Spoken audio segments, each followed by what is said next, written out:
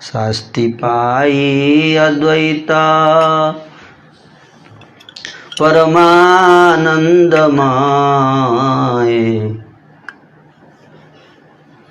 हाथे ताली दिया नाचे करिया विनय। जेन अपराध कैलू तेन शास्ति पाइलू। भलई करिला प्रभु पेड़ाइलू। एखने से ठाकुराल बुझलू तुम्हारे। अनुरूप शास्ति करिला मार। यति से प्रभु वृत्ते चिते बल पाय। बलिया नंदे नाचे शांति पुराय।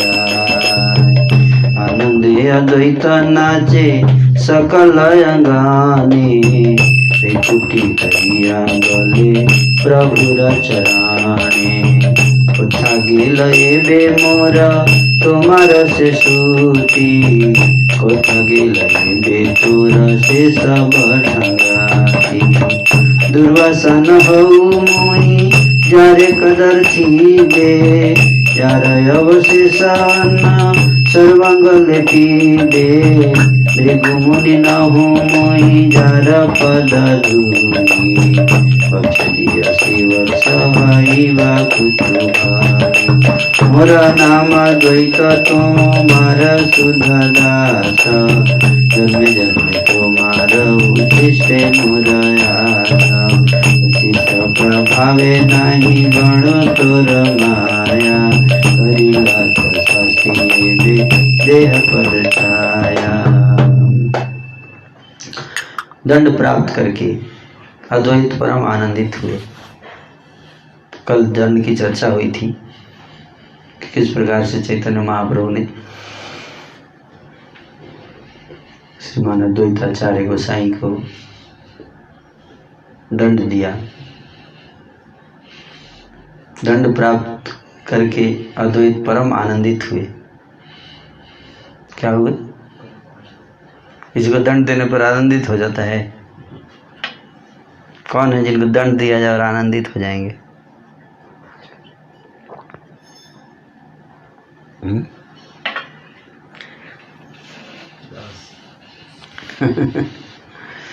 बहुत कठिन है ना।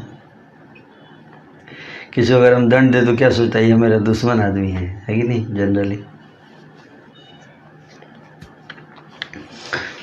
तो ये विशेष बातें हैं।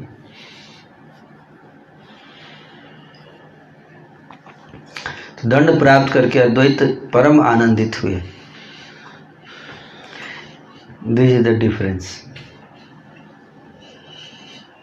यहाँ कठिनाई है। प्रभुपाद बोलते व्हाट इज द डिफिकल्टी, है ना? This is the difficulty.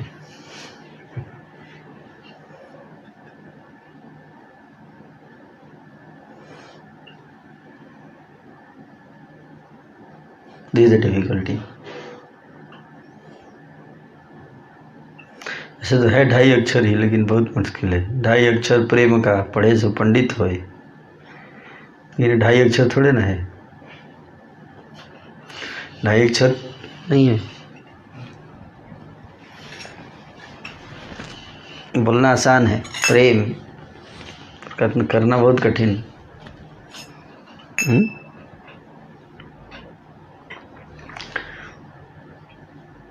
बहुत कठिन काम है कि नहीं? संसार में सबसे कठिन काम क्या है? प्रेम करना भगवान से।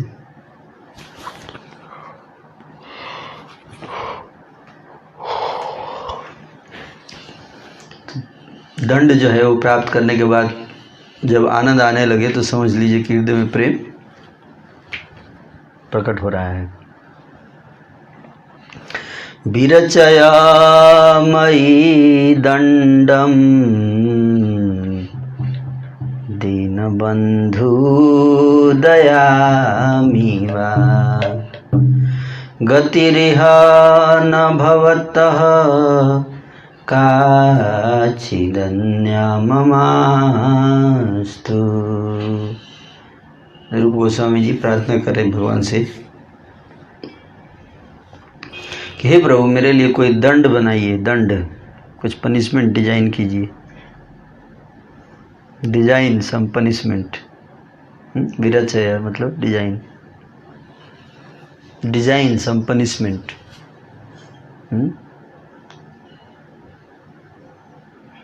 हे दीन बंधु, यानी हम भगवान के पास जाते बोलते हे प्रभु आप तो दीन बंधु हैं, दुखियों के बंधु भाई हैं, है ना, तो आप हमें क्षमा कर दीजिए, है ना, क्या क्षमा कीजिए, आप दया के सागर हैं, क्षमा कर देते हैं। लेकिन यहाँ पे क्षमा करने के लिए करें कि मेरे आप हे प्रभु आप दया के सागर हैं, दीन बंधु दयामी, दया के सागर हैं, लेकिन मेरे को दया नहीं, क्या चाहिए, कुछ पनिशमेंट दीजिए, है ना। क्यों दया में पनिशमेंट की कहाँ से बात आ गई? दयालु व्यक्ति को तो क्षमा करना चाहिए, तब दयालु माना जाएगा, पनिशमेंट कैसे? पनिशमेंट देंगे तो हमेशा याद रहेगी कि उन्होंने पनिश किया था, दया करेंगे तो भूल जाएंगे। या पनिशमेंट, दया देने से व्यक्ति बार बार गलती करता रहेगा, बार बार दुख झेलेगा, क्षमा करने से, है ना। जिसको एक्सेसिव दया होता है वो क्या करता है, क्षमा न करके दंड देता है, ताकि जैसे डॉक्टर क्या करता है, एक ही बार में घाव चीर देता है, आप चिल्लाते रहिए काहे काहे। दयालु डॉक्टर क्या करता है? ज़्यादा आसान है क्या? जिसके हृदय में दया है वो व्यक्ति को किसी का चीरना घाव ज़्यादा कठिन है उसके लिए, है कि नहीं? क्षमा करना ज़्यादा आसान है उसके लिए, है कि नहीं? समझ में आया? दयालु व्यक्ति के लिए क्षमा करना ज़्यादा आसान है, क्षमा करना है उसके, है ना, उसको कष्ट नहीं होगा, क्षमा करने में अच्छा लगेगा उसको बोल दिया जाए कि क्षमा मत कीजिए, क्या कीजिए, इनका सर्जरी कीजिए, तो ज़्यादा कठिन है उसके लिए। जो दयालु होगा एक्सेसिव मर्सीफुल वही सर्जरी करता है। समझ में आ रहा है? थोड़ा टफ है लेकिन समझ सकते हैं। दंड प्राप्त करके अद्वैत परम आनंदित हुए। क्या हुए? परम आनंदित।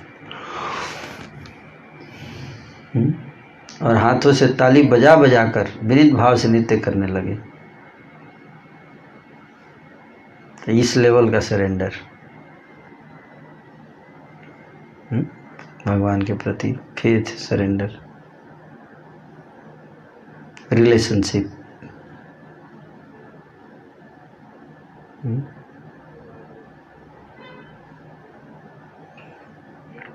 तो अद्वैत आचार्य क्या बोले?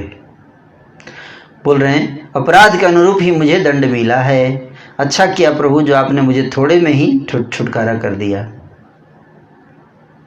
थोड़ा सा दंड देकर छोड़ दिया। वैसे तो मेरे को बहुत पिटाई होनी चाहिए। तो जब भी हमें भगवान की तरफ से कोई दंड मिलता है तो क्या कहना चाहिए? बहुत अच्छा किया आपने, दया कर दिया, थोड़ा ही देके छोड़ दिया। हमारे कर्म के हिसाब से क्या मिलना चाहिए था?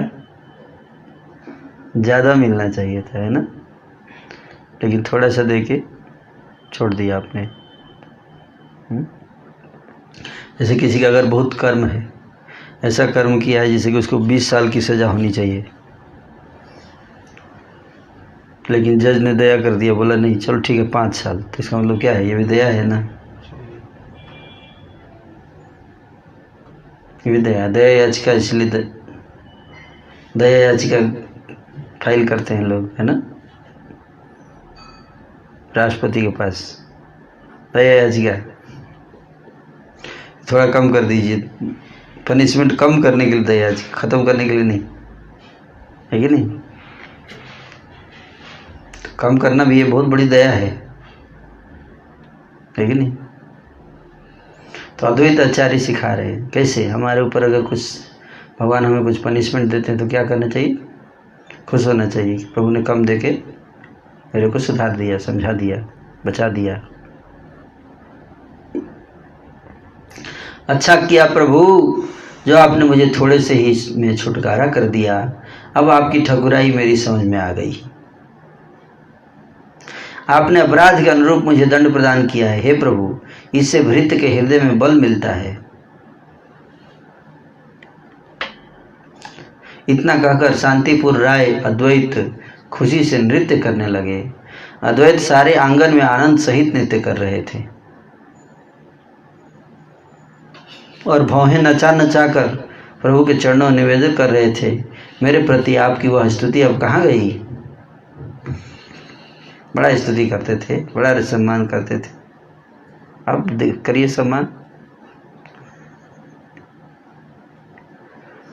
कहाँ गए अब आपके वे सारे ढंग।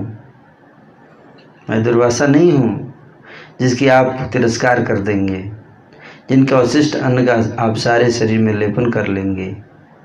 मैं भृगु मुनि भी नहीं हूँ जिनकी पद धूलि के वक्ष पर धारण करके आप आनंद सहित श्रीवत्स बन जाएंगे।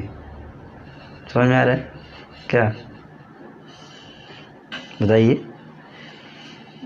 भृगु मुनि एक्चुअली भगवान का अपमान किया, लेकिन भगवान उसको उल्टा करके खुद ही और ज़्यादा उनको ग्लोरियस बना दिए मुनि को, कि देखो ये मैं इनके भी चरण में अपने वक्षस्थल पे धारण करता हूँ। इतना महान।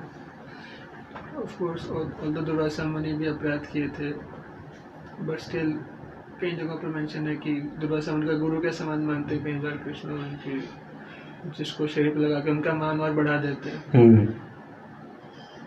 लेकिन अद्वैताचार्य ने वो सोच रहे हैं कि उन्होंने ऐसा युक्ति निकाली कि ऐसी चीज़ का ऐसा काम किया ना कि इसका उनको बड़ा ही उल्टा दे नहीं पाए महाप्रभु, और उल्टा उनको दंड दिए। मतलब भगवान के लिए बड़ाई देना आसान है ना, दंड देना कठिन है भक्तों को, है कि नहीं। ऐसा भक्त बनी जिसको भगवान खुल के दंड दे सके, तो मतलब ज़्यादा कृपा है। थोड़ा उल्टा है, इसलिए समझने दिक्कत हो रही है। स्पिरिचुअल लाइफ में चीज़ें उल्टी होती है ना, प्रेम में चीज़ें उल्टी होती हैं। आप समझ रहे हो बात को, इसलिए थोड़ा कठिन होगा समझने में।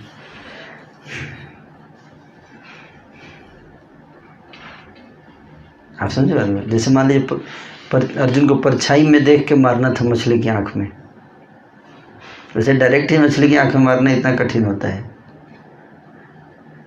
कि नहीं। परछाई में देख के, परछाई में उल्टा चलता है ना हर चीज, तो जी तो आपको एक एक चीज कैलकुलेट करनी होगी। ये इधर मूव कर रहा है तो मतलब रियल में ऐसे मूव कर रहा होगा,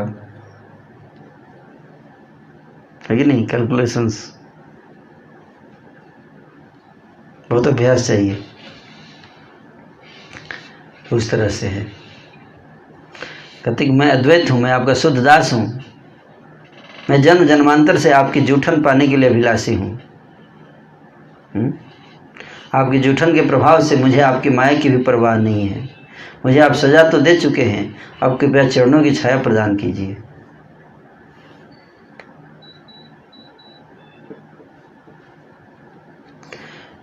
तो यहाँ पे कह रहे हैं कि अद्वैत कहना चाह रहे हैं कि मैंने अभक्ति पथ का प्रचार जब आरंभ किया तो आपने मेरी स्तुति करने के बदले मुझ पर प्रहार किया।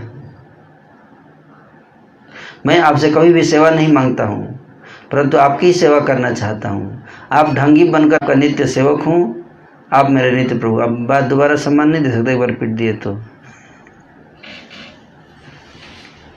ठीक नहीं, मतलब उस तरह का तो नहीं देंगे ना। एक बात वही, एक बार जैसे किसी स्त्री के घूंघट उठ जाए किसी के साथ में, तो दोबारा घूंघट डालने में कोई मीनिंग है?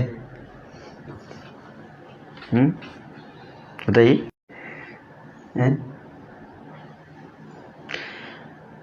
मैं आपका नित्य सेवक हूँ, आप मेरे नित्य प्रभु हैं, और अपने सेवक का स्तवन करना आपके लिए उचित नहीं है, दंड देना उचित है। सेवक स्वामी सेवक को दंड देता है, स्तुति थोड़े करता है। आज मतलब सही रिलेशनशिप में सिचुएट हो गए हम लोग। इसमें बोल रहे हैं कि हम लोग कॉन्स्टिट्यूशनल पोजीशन में आज स्थित हो गए। सेवक को शासित करना एवं उससे स्तवन ग्रहण करना ही आपका स्वभाव है। उसे छिपाकर आपने अवैध रूप से मेरा स्तवन किया था। अब उस स्तवन के बदले आपने जिस प्रकार से मुझ पर शासन किया है वही आपके लिए उचित है।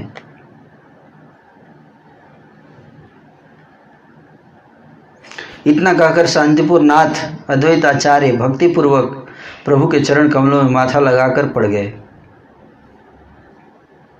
तो पहले तो मना कर देते चरण छूने के लिए। संभ्रम सहित उठकर विश्वंभर ने अद्वैत को अपनी गोद में ले लिया और खूब रोए।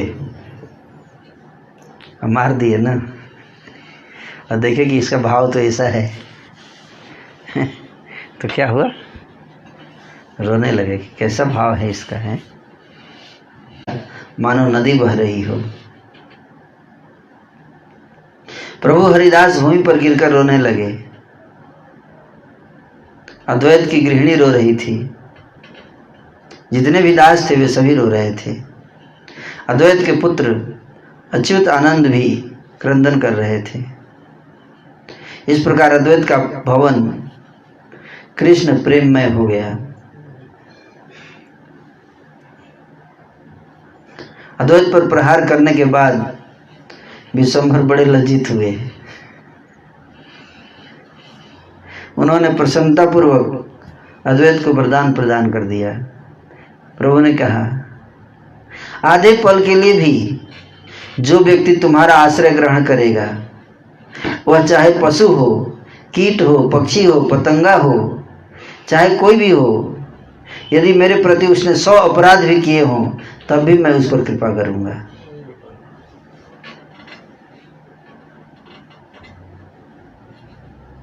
तो इसलिए अद्वैत आचार्य को चरणों में हम लोग आधे पल के लिए शरण ले लें। क्या?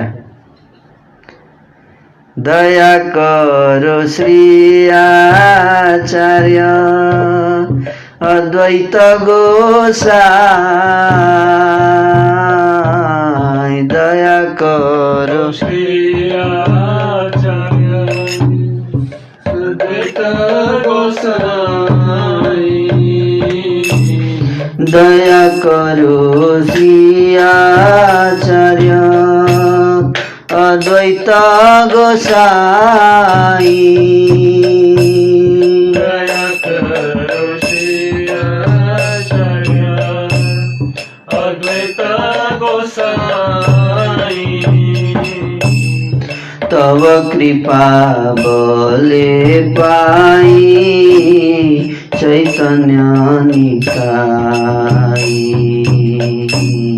तव कृपा बोले पाई चैतन्य निकाई, तव कृपा बले पाई चैतन्य निकाई, तव कृपा बोले पाई चैतन्य निकाई। दया करो श्री आचार्य अद्वैत गोसाई, दया करो श्री आचार्य अद्वैत गोसाई, तव कृपा बले पाई चैतन्य निकाई,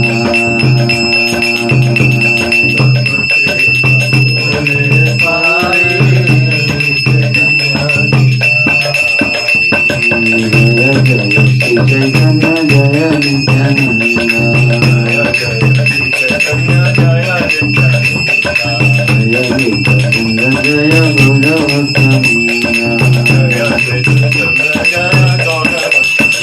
हरि बोल हरि बोल हरि बोल गुरु हरि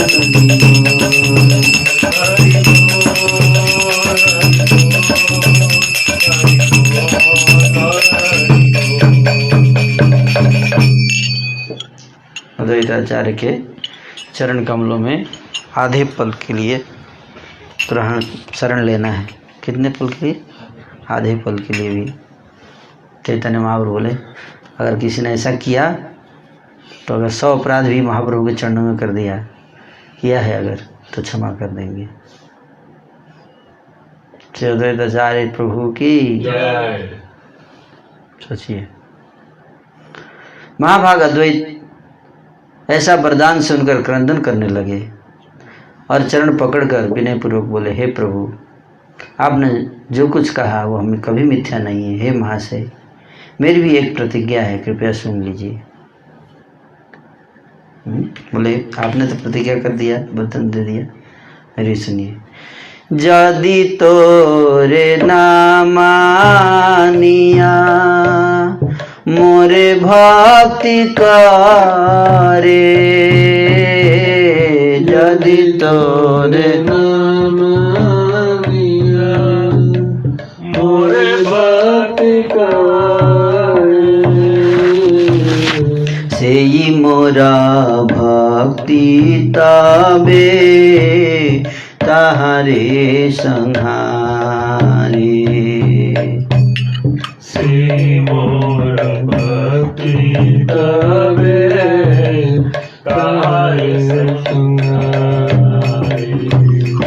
हे तुम्हार पाद पद्मा ना करे भजना,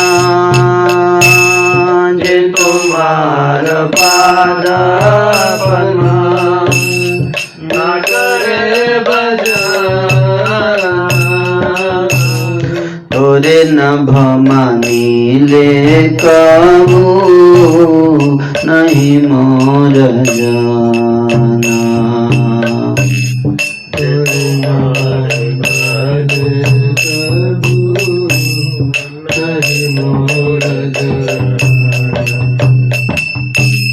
जे तुम्हारे भजे प्रभु से मोरा जीवाना, जे तुम्हारे भजे प्रभु से मोरा जीवाना, न पारो सहिते मुई तुम्हार लंघना, न पारो सहिते मुई तुम्हार लंघना, यदि मोर पुत्र हया हयवा किंकर, यदि मोर पुत्र हयवा किंकर, वैष्णव पराधी मुई ना देखूं गोचरा, वैष्णव पराधी मुई ना देखूं गोचरा, कुमार लंघिया यदि कोटि देव भजे, कुमार लंघिया यदि कोटि देव भजे, देई देव सहारे संहारे कौन प्यारे, देई देव सहारे संहारे कौन प्यारे, मुई नहीं बोलो वेदर बखाना, मुई नहीं बोलो वेदर बखाना, सुदक्षिण मरण तार परमाना, सुदक्षिण मरण तार परमाना, सुदक्षिण नाम काशी राजेन्द्र नंदना, सुदक्षिण नाम काशी राजेन्द्र नंदना, महासमाधि शिव कैला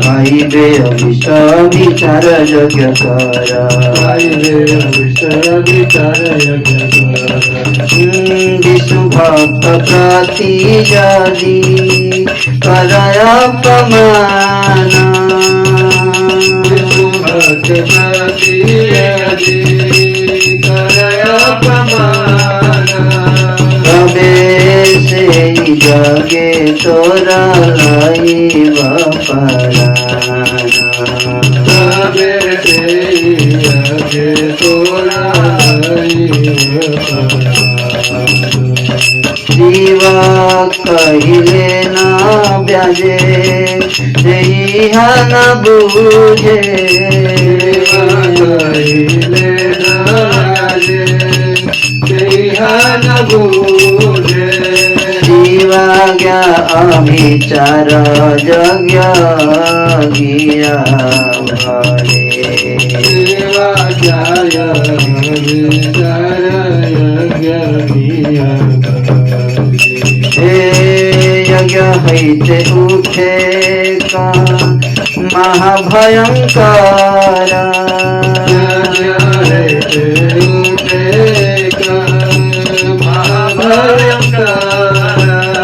दीन कर चरण त्रिशिर रूप धारा कर चरण त्रिशिर रूप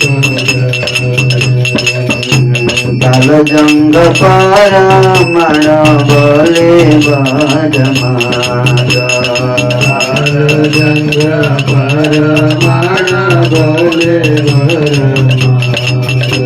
हे राजा बोले तारका पड़ो महाभाग राजा बोले तारका पड़ो महाभाग सुनिया दुखिता है ना महाशैव मूर्ति दुनिया दुखिता है ना महाशैव मूर्ति बुझिले नहीं हरई छाय नहीं भूर्ति बुझिले नहीं हरई छाय नहीं भूर्ति अनुरोध गेला मात्र द्वारकार पासे गेला मात्र द्वारकार पासे द्वारकार चक्र चक्र खेदाड़िया से चक्र खेदाड़िया से भलाइले नायराई सुदर्शन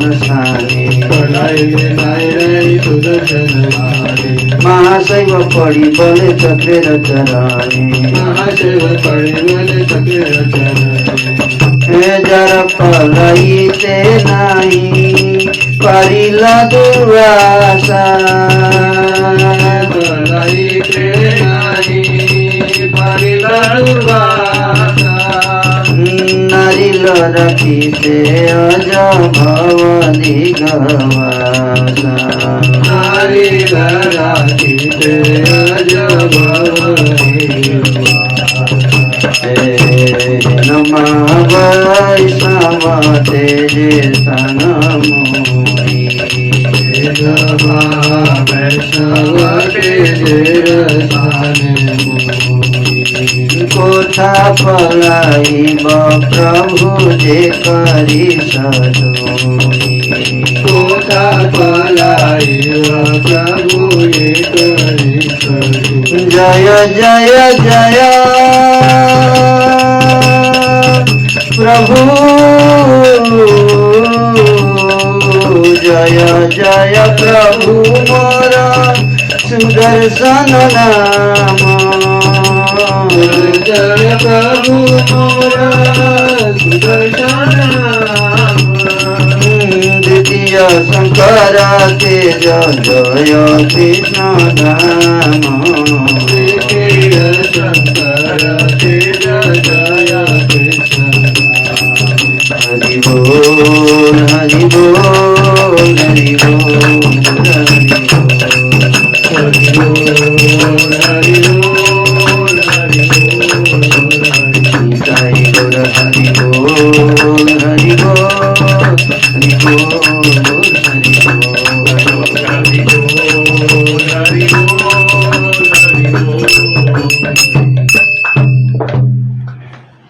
आचार्य जी यहाँ पर स्तुति कर रहे हैं ना।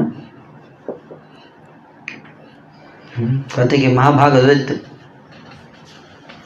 कहते हैं कि हे प्रभु, आपने जो कुछ कहा वो कभी मिथ्या नहीं है। हे महाशय, मेरी भी एक ही प्रतिज्ञा है, कृपया सुन लीजिए। जो आपके चरण कमलों का भजन नहीं करता है, जो आपको नहीं मानता है, वह कभी मेरा भक्त नहीं हो सकता। हे प्रभु, जो आपका भजन करता है वह मेरा जीवन है। आपका उल्लंघन किया जाना मैं सहन नहीं कर सकता, भले ही मेरा पुत्र हो अथवा मेरा किंकर। यदि वह वैष्णव के चरणों में अपराधी हो जाए तो मैं उसका मुंह देखना नहीं चाहता।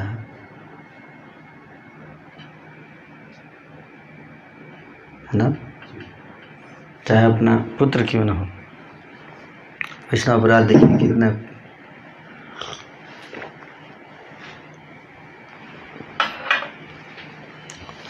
है, वैष्णव अपराधी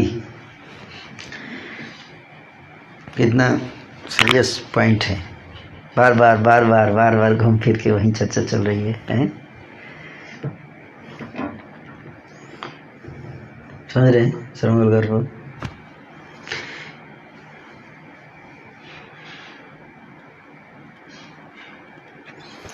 इसका अर्थ क्या है? अर्थ है कि हे विश्वंभर, अद्वैत आचार्य कहना चाह रहे हैं, मैं कभी भी किसी व्यक्ति को भी अपना निजी जन कहकर उसका परिचय प्रदान नहीं करूंगा। सबको अपना आदमी नहीं मानूंगा मैं।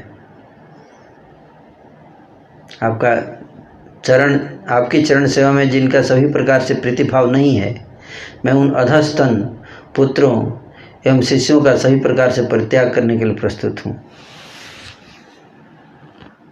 जो मेरी पूजा तो करते हैं लेकिन आपकी पूजा नहीं करते, आपके चरणों में जिसको श्रुति नहीं है, तो मैं क्या कर दूंगा?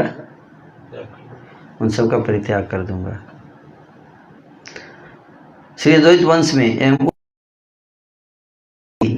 अद्वैत के त्याज्य पुत्र एवं त्याज्य शिष्यत्व का विचार गौड़ीय वैष्णव जगत सदैव करता रहता है।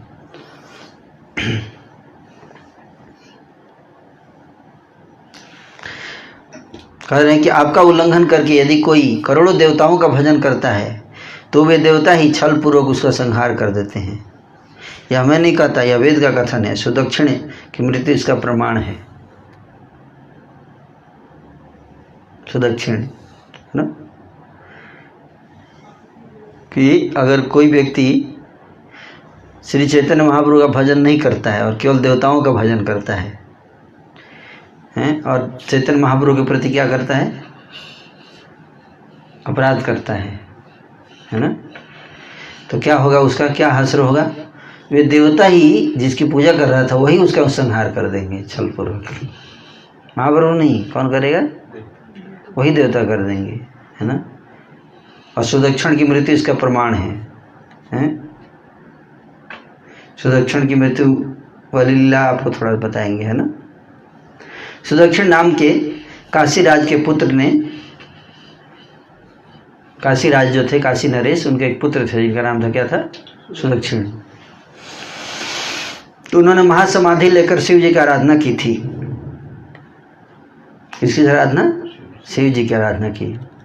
परम संतोष के साथ शिव जी बोले, वर मांग लो, अभिचार यज्ञ का अनुष्ठान करो, तुम्हारा अभिष्ट मिल जाएगा। परंतु यदि तुमने विष्णु भक्तों का अपमान किया तो उसी यज्ञ अनुष्ठान से मैं तुम्हें मार डालूंगा। शिव जी बोले, हैं?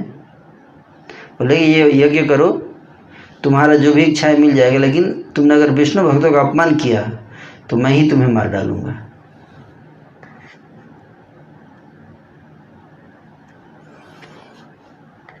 शिव ने छल पूर्वक सब कुछ कह दिया, परंतु सुदक्षिण कुछ नहीं समझा। शिव जी की आज्ञा से उसने अभिचार यज्ञ करना आरंभ कर दिया। 3 हाथ, 3 चरण और 3 सिरों वाले एक महाभयंकर मूर्ति यज्ञ से उत्पन्न हुई। जिसका क्या था? 3 हाथ था, 3 चरण था और 3 सिर।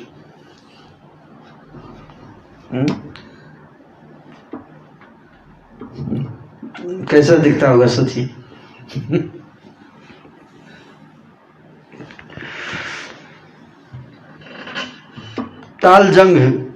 ताल वृक्ष के तने के समान विशालकाय उस मूर्ति ने कहा, वर मांगो।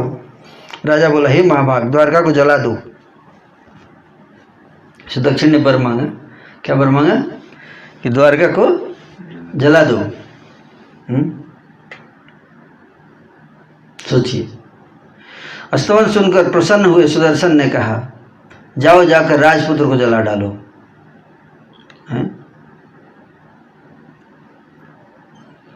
महाशैव मूर्ति यह सुनकर दुखित हो गई। शिव जी थी ना, 3 मुंह वाला, 3 कौन था? शिव जी ही थे वो, है ना। तो दुखित हो गए कि देखो द्वारका क्या गलत, भगवान के भक्त हैं, उनको जलाने का इसको मांग लिया इसने वरदान।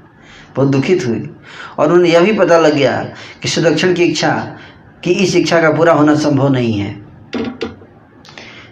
अनुरोध के कारण द्वारका के पास जाने मात्र से द्वारका के रक्षक सुदर्शन चक्र उनके पीछे पड़ गए। फिर भी गए वो, जैसे गए तो सुदर्शन चक्र पीछे पड़ गए। भागकर भी सुदर्शन चक्र से बचना मुश्किल था, अतः चक्र के चरणों में गिरकर महाशैव ने कहा, भागकर भी जिससे दुर्वासा बच नहीं पाए, ब्रह्मा शिव दिग्वासा आदि सब जिससे रक्षा करने में असमर्थ रहे, उस महावैष्णव तेज के सामने से बचकर मैं कहाँ जाऊंगा। हे प्रभु, जैसी आपकी इच्छा वैसा ही हो, है ना। सुदर्शन जी से प्रार्थना की है महाशैव। सुदर्शन नामधारी मेरे प्रभु की जय हो। तो सुदर्शन जी का हम लोग मिनिमाइज करते हैं, उनका पोजीशन ज़्यादा ध्यान नहीं देता है कि नहीं। जगन्नाथ बलदेव सुभद्रा जी के साथ साथ रहते हैं तो सुदर्शन को कहते हैं कि लेकिन बहुत पावरफुल आदमी, पर्सनालिटी है। द्वितीय शंकर तेज स्वरूप कृष्ण धाम की जय हो, महाचक्र की जय हो, वैष्णव प्रधान की जय हो, दुष्ट के लिए भयंकर आपकी जय हो और शिष्ट के त्राणकर्ता आपकी जय हो। सुदर्शन स्तुति। स्तवन सुनकर प्रसन्न हुए सुदर्शन ने कहा, अभी ठीक है, जाओ जाकर राजपुत्र को जला डालो। सुदर्शन ने ऑर्डर दिया, टफ ऑर्डर दे दिया। क्या दे दिया? चाहिए। अगर वास्तव में जय जयकार किए बहुत बढ़िया बात है, लेकिन अब एक इंस्ट्रक्शन फॉलो कीजिए। क्या? इसी राजपुत्र को जला डालो। आज्ञा मिलते ही उस महाभयंकर शैव ने फिर से उल्टा चलना शुरू कर दिया और लौटकर काशी के राजपुत्र को जलाकर भस्म कर डाला। हे प्रभु, आपका अतिक्रमण करके उसने शिव की पूजा की थी। हैं? समझे बात को। भगवान कृष्ण का अतिक्रमण करके शिव की कोई पूजा करता है तो वही शिव जी उसको क्या करेंगे? नाश कर देंगे। अतः उसके यज्ञ ने उसे मार डाला। हे प्रभु, अतः मैं भी यही कह रहा हूँ कि जो आपका अतिक्रमण करके मेरी सेवा करता है मैं उसे जला डालता हूँ। आप मेरे प्राणनाथ हैं, आप मेरे धन हैं, आप मेरे माता पिता हैं, आप मेरे बंधु हैं। जो आपका अतिक्रमण करके मुझे नमस्कार करता है उसे अपना सिर काट कर प्रायश्चित करना पड़ता है।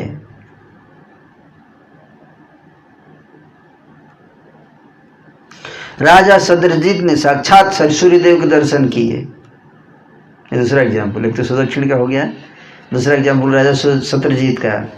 साक्षात सूर्यदेव के दर्शन किए, भक्त थे सूर्यदेव के। भक्तिवश होकर सूर्यदेव उनके सामने साक्षात प्रकट हो गए, परंतु सत्रजीत ने आपकी आज्ञा का उल्लंघन किया और आज्ञा अतिक्रमण करने के दुख में दोनों भाई मारे गए, सत्रजीत और प्रसेन। सूर्यदेव सुखपूर्वक इन सब घटनाओं को देखते रहे। कैसे देखते रहे? सुखपूर्वक। तो अगर कोई चैतन्य महाप्रभु का अपमान करके और सोचता है कि देवताओं की पूजा करके उनको प्रसन्न कर लेंगे तो ये बहुत बड़ा अज्ञानता है। दुर्योधन बलदेव का शिष्य बना, तीसरा एग्जाम्पल है। बलदेव जी को क्या करता था? पूजा करता था दुर्योधन, परंतु आपका उल्लंघन करने के कारण वह अपने वंश सहित मारा गया। हिरण्यकशिपु को ब्रह्मा का वरदान मिला, परंतु आपका उल्लंघन करने के कारण उसका भी अपने वंश के साथ संहार हुआ। दशानन ने सिर काटकर शिव की पूजा की, फिर भी आपका उल्लंघन करने के कारण वह वंश सहित मारा गया। आप सभी देवताओं के मूल आकर स्वरूप सबके ईश्वर हैं, दृश्य स्वीकार करके उसी का संहार कर देते हैं। पूजा भी स्वीकार कर लेते हैं और संहार भी कर देते हैं। सोचिए,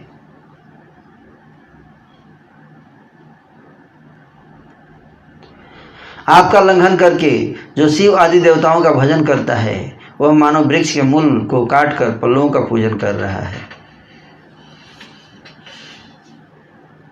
वृक्ष को काट दिया और किसकी पूजा कर रहा है?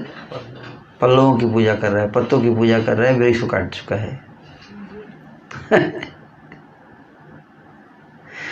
समझ रहे? वृक्ष के जड़ को काट रहा है और ऊपर पल्लवों की पूजा कर रहा है। पल्लव सूख जाएंगे ना, तो पल्लव बोलेंगे कि तेरे को पहले मार देंगे हम लोग, कोई अपनी जान बचाएगा ना? सब आदमी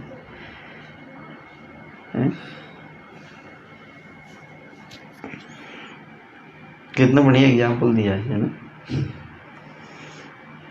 चैतन्य महाप्रभु के देखिए बाद एक सेंटेंस बोले हैं कि कोई मेरे प्रति 100 अपराध कर दे, लेकिन एक पल की आधे पल के लिए भी अगर आपका शरण ले लेता है तो मैं उसके 100 अपराधों को भी क्षमा करके उसको एक्सेप्ट करूँगा। लेकिन ये क्या बोल रहे हैं, कोई आपके प्रति अपराध करे तो मैं ही उसको एक्सेप्ट नहीं करूँगा। आधे पल के लिए क्या, 100 पल के लिए भी आए तो एक्सेप्ट नहीं करूँगा अगर आपके चरणों में अपराध करेगा तो। रिगेटिंग द पॉइंट। तो ये क्या भाव है? आप वेद, विप्र, यज्ञ, धर्म सबके मूल हैं। जो आपका भजन नहीं करता है मैं उसका पूजनीय नहीं हूं।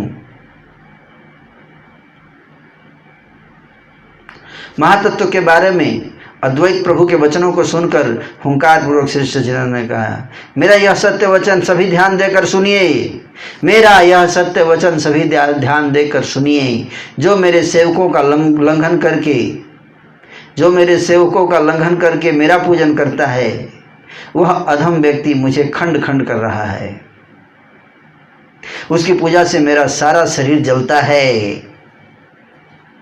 मतलब भगवान के भक्तों की कोई निंदा कर रहा है। देखिए कितना स्ट्रांग पॉइंट बता रहे हैं चैतन्य महाप्रभु। समझ रहे बात को? कोई भगवान की निंदा कर, भगवान के भक्तों की, प्रिय भक्तों की निंदा कर रहा है, उनको कष्ट दे रहा है और साथ ही साथ भगवान की पूजा कर रहा है। तो भगवान क्या कहते हैं? वह अधम व्यक्ति मुझे खंड खंड कर रहा है। पूजा नहीं कर रहा है, जब पूजा करते तो भगवान को खंड खंड कर रहा है, उसकी पूजा से मेरा शरीर जलता है। इसलिए अपराध करके उसके बाद चैंटिंग करेगा तो कैसा लगता होगा भगवान को? हैं? शरीर जला रहे हम 2 घंटे जलाएंगे आपको आज। तो भगवान को जलाएंगे तो आप समझ लीजिए क्या परिणाम होगा। इसलिए अपराध नहीं है। इसलिए कितना गंभीर बात बता दी है। जो एक बार भी मेरे दास की निंदा करता है, जो एक बार भी मेरे दास की निंदा करता है, मेरा नाम रूप कल्पतरु उसका संहार कर देता है। एक बार भी। कितनी बार? एक बार। इतना सीरियस पॉइंट है। अनंत ब्रह्मांड में जितने भी जीव हैं वे सब मेरे दास हैं। इस कारण जो दूसरों की हिंसा करता है वह विनाश को प्राप्त होता है। अभी तो भक्तों की बात कर रहे थे, अब किस क्या बोल रहे हैं? जीवों की बात कर रहे हैं, सारे जीवों की। वो सब मेरे दास हैं। भगवान बोल रहे हैं सारे जीव मेरे दास हैं। जितने भी जीव हैं सब क्या हैं? मेरे दास हैं। चैतन्य महाप्रभु बोल रहे हैं। समझे बात को? इस कारण जो दूसरों की हिंसा करता है वह विनाश को प्राप्त होता है। तुम तो मेरी अपनी देह से भी बढ़कर हो। तुम्हारा लंघन देव को कभी भी सहन नहीं होता। तो बाकी लोगों को क्या बताए? जो जीव हैं उन्हीं के बारे में बोल रहे हैं कि अब मेरे हैं, दास हैं, उनका भी हिंसा नहीं करना चाहिए। तो समझाइए।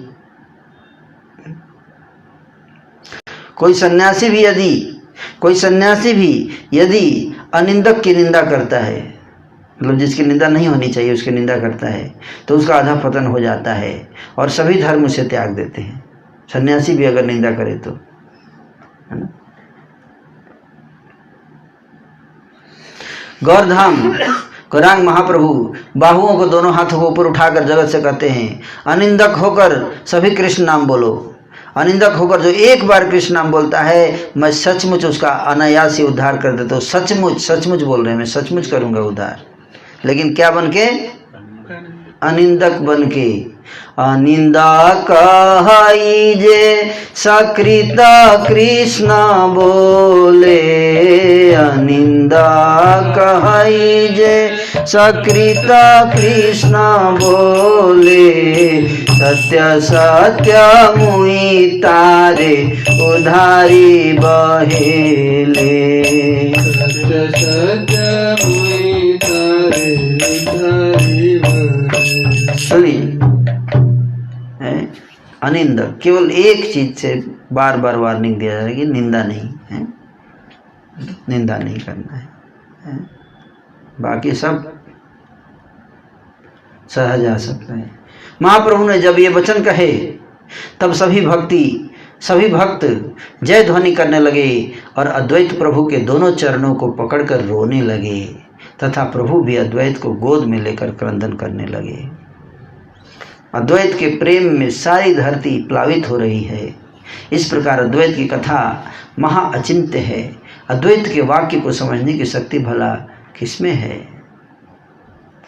यह जान लेना चाहिए कि ईश्वर के साथ उनका कोई भेद नहीं है। नित्यानंद और अद्वैत के बीच परस्पर जो गाली गलौज होती रहती है, उन्हें यदि कोई समझ सके तो वे परम आनंद को प्राप्त करेगा। गाली गलौज को अगर कोई समझ लिया तो क्या मिलेगा? परम आनंद मिलेगा। नित्यानंद प्रभु और अद्वैत आचार्य के बीच जो गाली गलौज होता है, अगर कोई इसको गाली को समझ लेगा तो उसको क्या मिलेगा? समझने मात्र से परम आनंद मिलेगा। विष्णु वैष्णवों के वचन और कर्मों को समझना बड़ा कठिन है। विष्णु के वचन और कर्म तथा वैष्णवों के वचन और कर्म दोनों को समझना बड़ा कठिन है। उनकी कृपा से ही उन सब का मर्म समझ में आता है। इस प्रकार से नित्यानंद प्रभु, अद्वैत प्रभु और अन्य भक्तों के बीच जितनी भी वार्ताएं हुई हैं, उन्हें समझने की शक्ति केवल प्रभु बलराम में है, जो सहस्र वदनों से उनके गुणग्राम का कीर्तन करते रहते हैं। कुछ देर में ही विश्वंभर को बाह्य ज्ञान होने पर वे हंसकर अद्वैत से कहने लगे कि क्या मैंने शिशु के भांति कुछ चंचलता प्रकाशित की है? अद्वैत बोले, आपने कुछ भी अस्वाभाविक नहीं किया है। प्रभु बोले, सुनो नित्यानंद महाशय, यदि मैंने कोई चंचलता की हो तो मुझे क्षमा कर देना। नित्यानंद, चैतन्य, अद्वैत और हरिदास सभी ने एक दूसरे की ओर देखा और हंस पड़े। अद्वैत की महासती पतिव्रता गृहिणी को विश्वंभर महाप्रभु माता कहकर पुकारते थे। प्रभु ने उनसे कहा, आप तुरंत जाकर रंधन कार्य कीजिए और कृष्ण को नैवेद्य निवेदित कीजिए, मैं भोजन करूंगा। इसके बाद नित्यानंद, हरिदास और अद्वैत को साथ लेकर विश्वंभर आनंद सहित गंगा में स्नान करने के लिए चल पड़े। उस सब आनंद का सविस्तार वर्णन तो वेद करेंगे फ्यूचर में। स्नान करके सभी प्रभु घर आ गए। वहाँ महाप्रभु ने, विश्वंभर ने अपने चरण धोकर कृष्ण को बारंबार दंडवत प्रणाम किया। अद्वैत विश्वंभर के चरणों में और हरिदास अद्वैत के चरणों में पड़ गए। इस अपूर्व कौतुक को देखकर नित्यानंद हंसने लगे। वे तीनों विग्रह धर्म सेतु की भांति प्रकाश पा रहे थे। ठाकुर ने जब देखा कि अद्वैत उनके चरणों में पड़े हुए हैं, तब प्रभु अस्त व्यस्त होते हुए उठकर विष्णु विष्णु कहने लगे। अद्वैत का हाथ पकड़कर नित्यानंद के साथ श्री विश्वंभर आनंद सहित भोजन गृह की ओर चल पड़े। तीनों प्रभु विश्वंभर, नित्यानंद और आचार्य गोसाई एक साथ भोजन करने के लिए बैठे। तीनों प्रभु अपने अपने भाव आवेश के कारण स्वभाव से चंचल हो रहे थे। इनमें बाल्य रस की अधिकता के कारण नित्यानंद औपाधिक चंचलता का प्रकाशन कर रहे थे। हरिदास द्वार प्रांत में बैठकर भोजन कर रहे थे, जिनमें समस्त लीला दर्शन करने की शक्ति थी। अद्वैत की महासती योगेश्वरी गृहिणी हरि का स्मरण करते हुए परिवेषण कर रही थी और तीनों चंचल ठाकुर दिव्य अन्न, घृत, दुग्ध और खीर का भोजन कर रहे थे। अद्वैत को देखकर नित्यानंद राय हंस रहे थे। एक ही तत्व कृष्ण लीला के लिए दो भागों में प्रकाशित हुए। आप गए हैं अद्वैत आचार्य के घर? शांतिपुर में उनका घर है, जहाँ पे ये लीला हुई थी। वो स्थान मायापुर से कुछ डिस्टेंस पे है। मायापुर से जब आते हैं हावड़ा रास्ते में तो शांतिपुर पड़ता है। एक बगीचा है आम का, वहीं पे उनका घर है। भोजन समाप्त हो चुका था, पर कुछ अन्न बाकी रह गया था। इसी बीच नित्यानंद परम बाल्य आवेश में मग्न हो गए। नित्यानंद घर में सभी स्थानों पर अन्न फैलाकर हंसने लगे। कुछ चावल बच गया था तो फेंक दिया इसे घर में चारों तरफ नित्यानंद प्रभु, और हंस रहे हैं। क्यों? बाल्य भाव, बच्चा नहीं फेंक देता ऐसे चारों तरफ, फेंक खाता है, उसको सामने रख दीजिए अगर प्लेट में तो खा के फेंक देगा, तो बाल्य भाव में चले गए, है ना। यह देखकर प्रभु हाय हाय कर रहे थे और हरिदास हंस रहे थे। सब कुछ देखकर अद्वैत क्रोध में अग्नि के समान जलने लगे और क्रोध आवेश के छल से वे नित्यानंद तत्व का वर्णन करते हुए कहने लगे, इस नित्यानंद ने जाति नष्ट कर दी है, न जाने कहाँ से हम मदिरा पीने वाला आ गया है और हमें इसका संग करना पड़ रहा है। कोई गुरु नहीं है इसका, फिर भी अपने आप को सन्यासी कहलाता है। कौन से गांव से में इसने जन्म लिया है, निश्चित रूप से इसका भी कोई पता नहीं है। कोई इसे पहचानता तक नहीं, कौन सी जाति का है यह भी नहीं पता। झूमता झामता ऐसा चलता है जैसे कोई मस्त हाथी चल रहा हो। पश्चिम देश के घर घर में इसने अन्न ग्रहण किया है और अब यहाँ आकर इसको ब्राह्मण का संग मिल गया है। मद्यपाई शराबी इस नित्यानंद ने सर्वनाश कर दिया है। सुनो हरिदास, मैं जो कह रहा हूँ वह सब सच है, सच है, सच है। क्रोध के आवेश में अद्वैत दिगंबर हुए और हाथों से ताली बजा बजा कर अट अट हंसी के साथ नृत्य करने लगे।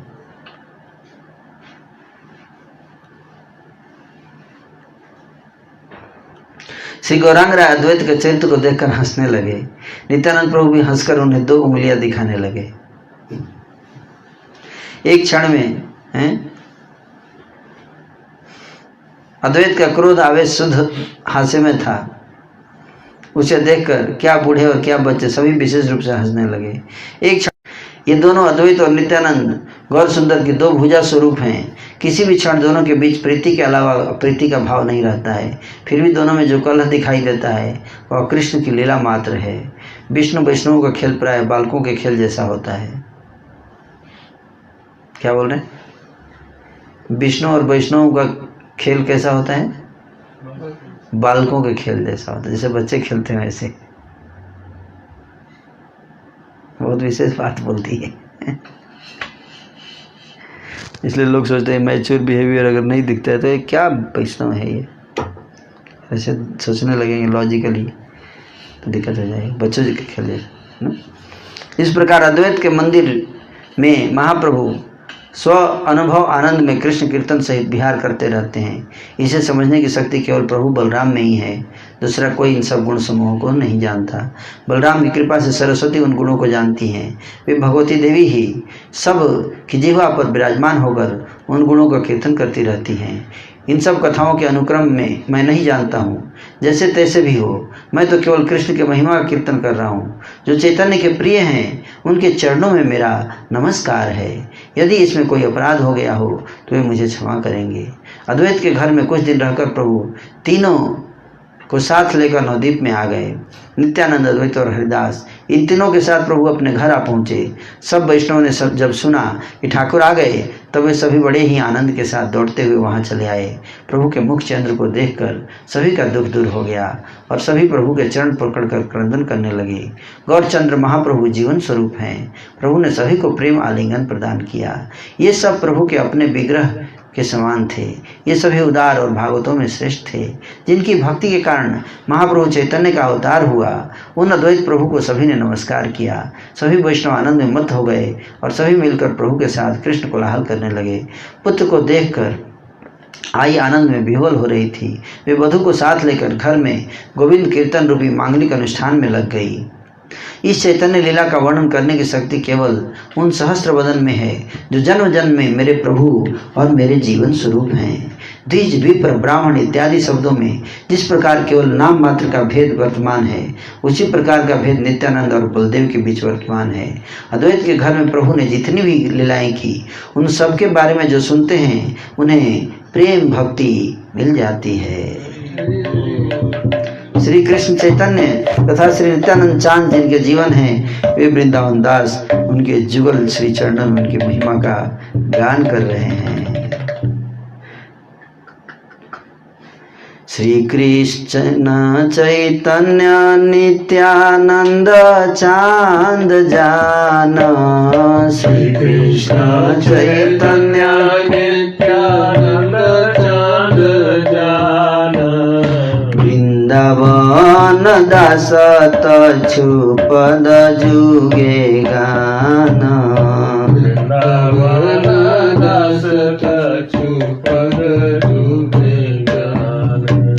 जय जय गौर सिंह श्री सची कुमार जय जय गौर सिंह श्री सची कुमार जय सर्वतापहरण चरण तुम्हारा जय सर्वतापहरण चरण कुमार जय गदाधर प्राणनाथ महाशय जय गदाधर प्राणनाथ महाशय कृपा कर प्रभु जेना तोहे मनारया कृपा कर प्रभु जेना तोहे मनारया।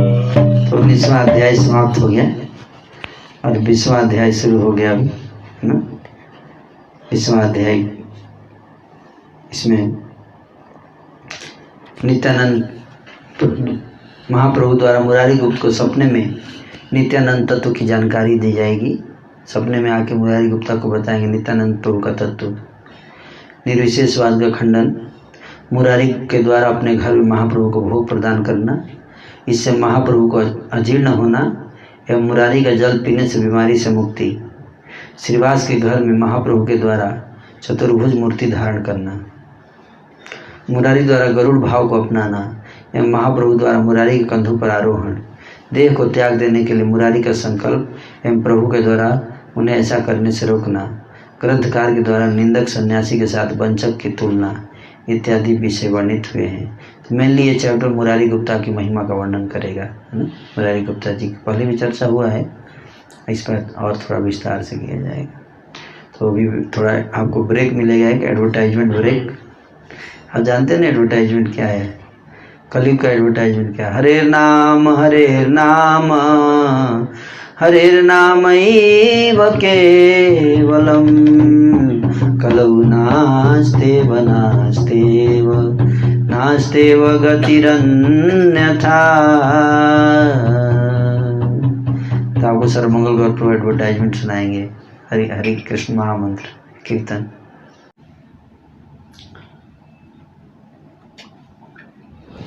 नमते भक्त गोष्ठी ठाकुरा देखिया, नाच गाए कांदे हासे प्रेम पूर्ण हैया। एई मते प्रतिदिने अशेष कौतुका भक्त संगे गौरचंद्र करे नाना रूप।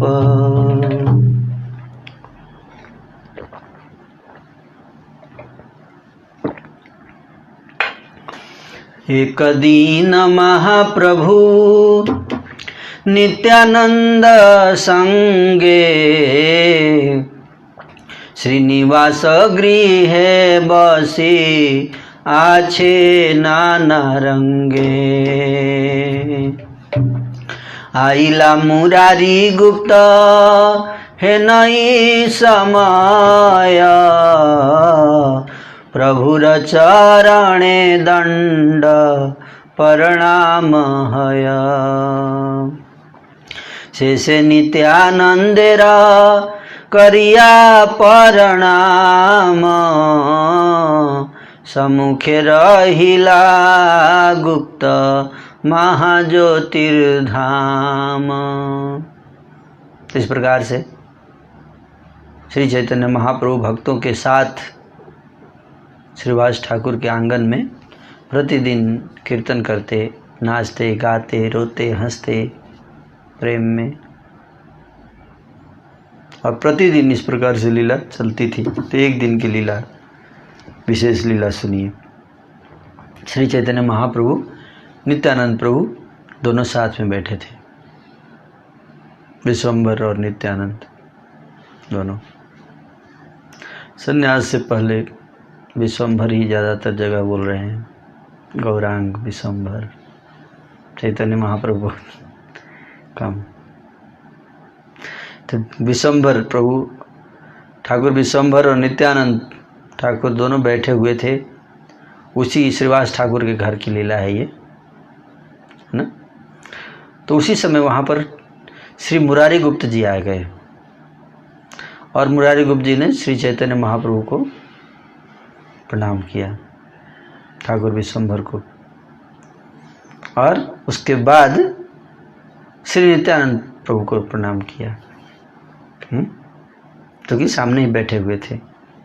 तो पहले किसको प्रणाम किए? विश्वम्भर, ठाकुर विश्वम्भर को। अब क्या हुआ सुनिए। बड़े ही प्रसन्न चित्त से प्रभु ने निष्कपट भाव से मुरारी गुप्त से कहा, प्रभु विश्वम्भर मुरारी गुप्त से बोलते हैं, क्या बोलते हैं ध्यान से सुनिए। मुरारी, तुम्हारा ये व्यवहार ठीक नहीं है।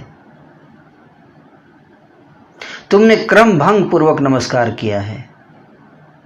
जैसे ऑर्डर होना चाहिए प्रणाम का, वैसे नहीं किया तुमने, क्रम को भंग कर दिया। इस शिष्टाचार धर्म का यदि तुम ही उल्लंघन करोगे तो इस विषय में अनजान व्यक्तियों को तुम क्या शिक्षा दोगे? तुम लीडर होकर ऐसा कर रहे हो। मुरारी ने कहा, हे प्रभु, मैं कैसे जानूं? मेरे हृदय में विराजमान होकर आपने ही प्रेरणा की, या भी मेरे जो प्रेरणा आपने दिया अंदर से, मैंने वैसे किया। प्रभु ने कहा, अच्छा, आज घर जाओ। क्या बोले? आज घर जाओ, कल हम तुम्हें सब बता देंगे। हर्ष और भय के साथ मुरारी गुप्त संभ्रम सहित चल पड़े। संभ्रम मतलब थोड़ा डाउटफुल हो गए, भ्रम, संभ्रम मतलब भ्रम के साथ, सम्यक रूपेण भ्रम, संभ्रम। क्या बात है, कुछ बताया भी नहीं, क्लियर भी नहीं किया। बोले कल बता दें। कल कोई व्यक्ति ऐसा बोलता है तो बड़ा चिंता हो जाता है ना। आज नहीं बताऊंगा, कल बताऊंगा, पता नहीं क्या बताएगा कल है? कल सरप्राइज दूंगा। आप क्या सरप्राइज देगा? पूरी रात नींद आएगी, सोचता रहेगा क्या देगा सरप्राइज, कल क्या बताएंगे ना। चिंतित नहीं हो जाता ऐसा कई बार, क्या सरप्राइज होने वाला है कल। तो हर्ष और भय के साथ अपने घर आकर सो गए। महान भागवतों में प्रधान मुरारी गुप्त ने सपने में देखा। रात में जब सो गए तो सपने में देखे। क्या देख रहे हैं सपने में? मल्ल के भेष में नित्यानंद आगे आगे चल रहे हैं। मल्ल मतलब पहलवान, पहलवान के भेष में नित्यानंद प्रभु आगे आगे। उन्होंने यह भी देखा कि महानाग के फन नित्यानंद के सिर पर विराजमान है और नित्यानंद के हाथों में उनके अस्त्र हैं। कौन? श्रीहल और मुसल। तो कौन? बलराम जी। बलराम जी किसका रूप देखा? बलराम जी के रूप में। हल और मुसल बलराम जी ही रखते हैं ना। एक हाथ में क्या है? हल, दूसरे हाथ में मुसल। मुसल जानते हैं ना? मुसल से क्या किया जाता है? हैं? कूटा जाता है। हमारे गांव में बचपन में देखता था कि मेरी माँ जो ओखली रहती थी मुसल, इसमें चिवड़ा बनाती थी। ऐसे चिवड़ा ना, घर पे चिवड़ा बनाते थे। उसको गरम करके चावल को पहले भिगाते थे, है ना। भिगाने के बाद फिर पानी में डाल के गरम कर देते थे। मतलब धान को गरम करके फिर उसको ओखली में डाल के ऐसे, मैं भी करता था छोटे में, सब सीख लिया था। जैसे मारते थे ऐसे, तो मुसल है ना, उसी तरह बलराम जी के हाथ वही मुसल था, लेकिन उनका दिव्य मुसल है। और हल, जोतने वाला हल, खेत में जोतते थे ना, बचपन में हमने हल जोता थोड़ा, मतलब पकड़ के ऐसे, बच्चे नहीं पकड़ लेते, बड़े करते तो बच्चे आके थोड़ा वो भी ऐसे, हम लोग छोटे थे तो हल तो बलराम जी के हाथ में हमेशा, जो छोटे से ही बचपन से ही पिताजी ने एक हल, छोटा, उस जो छोटे थे तो छोटा हल था उनके पास, है ना, लेकिन वो दिव्य हल था। दिव्य हल का मतलब क्या है, जैसे बैठेंगे उनकी इच्छा होगी कि यहाँ से दिल्ली से कुछ खींच के लाना है हल से, यहीं से बैठे से फैलाएंगे तो दिल्ली चल जाएगा उनका हल, यहाँ बैठे बैठे इतना लंबा हो जाएगा दिल्ली तक, है ना, दिल्ली से किसी को खींच के ला सकते हैं ऐसे, है ना। इसलिए क्या हो गया, दिव्य हल, ऑर्डिनरी नहीं है, दिव्य है ना। इसका मतलब नहीं सोचते कि उनके हल का कोई आकार ही नहीं है, निराकार हल है। मुसल भी ऐसा ही है। तो जैसे लड़ाई जब होती है तो कैसे करते हैं बलराम जी, कैसे मारते हैं सेना को, आप जानते हैं, ऐसे हल से ऐसे सेना को ऐसे खींच के ऐसे नज़दीक लेके आते हैं, और फिर दूसरे मुसल से ऐसे, या ऐसे ऐसे भी मारते हैं, ऐसे ऐसे ठोक के ऐसे, फिर उसे इधर, और फिर इधर, इधर वाला से इधर ऐसे मारते हैं ना। तो दोनों कॉम्बिनेशन बढ़िया है, एक से खींचो हॉरिजॉन्टल मूवमेंट, एक से वर्टिकल, है ना।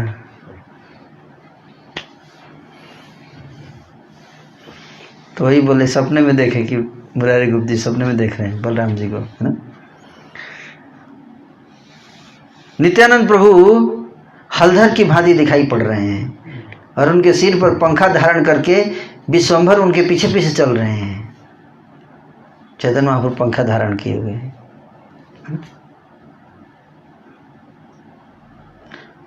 सपने में ही प्रभु हंसकर कहने लगे, अब तो जान गए मुरारी, सपने में ही बोल रहे हैं मुरारी, अब तो समझ में आ गया, आंसर मिल गया क्वेश्चन का कि क्यों तुमने क्या गलती की थी प्रणाम करते समय,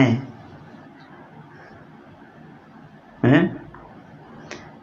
ये जरा मन में विचार करके देखो कि मैं छोटा भाई हूं।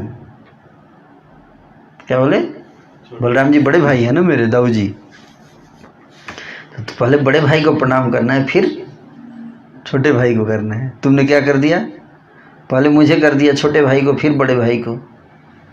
सपने में दोनों प्रभु मुरारी को देखकर हंस रहे थे। दोनों भाइयों ने मुरारी को सपने में ही शिक्षा प्रदान कर दी।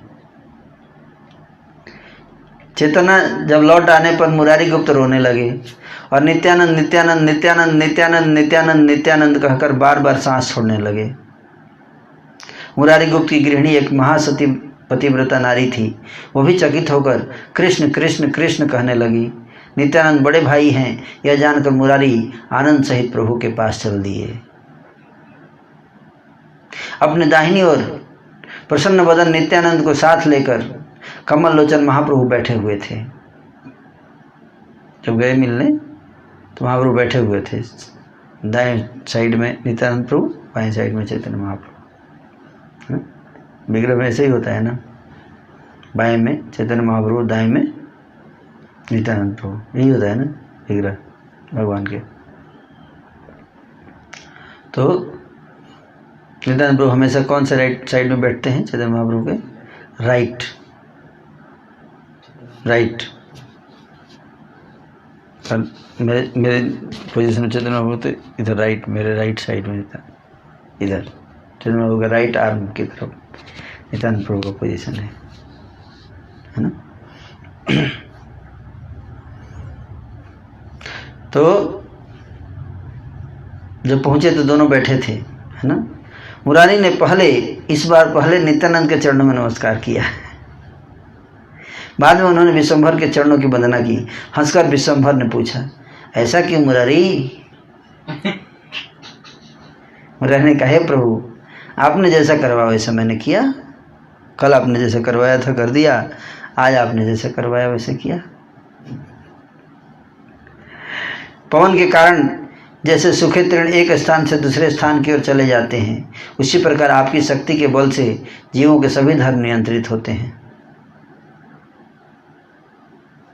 हवा क्या करते हैं, आज तो इनका यहाँ पड़ा हुआ है, हवा आएगा कल वहाँ उठा के, है ना, उड़ा के ले जाएगा।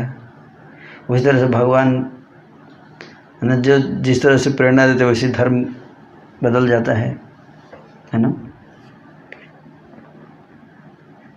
प्रभु बोले, हे मुरारी, तुम मेरे बड़े प्रिय हो, इसी प्रकार कारण तुम्हारे निकट इस रहस्य को प्रकट कर रहा हूँ। मुरारी के पास प्रभु निज तत्व का वर्णन करने लगे। उधर बाईं ओर से प्रिय गदाधर ने उन्हें तांबूल प्रदान किया। प्रभु ने कहा, मेरे दासों में मुरारी श्रेष्ठ है। ऐसा कहकर उन्होंने चर्वित तांबूल मुरारी को प्रदान कर दिया। गदाधर जी ने पान चबाए, चबाने के बाद मुरारी गुप्ता को दे दिए। देखिए कितने भाग्यशाली है मुरारी गुप्ता जी। हम लोग मुरारी गुप्ता को मिल जाए तो चबाने के बाद।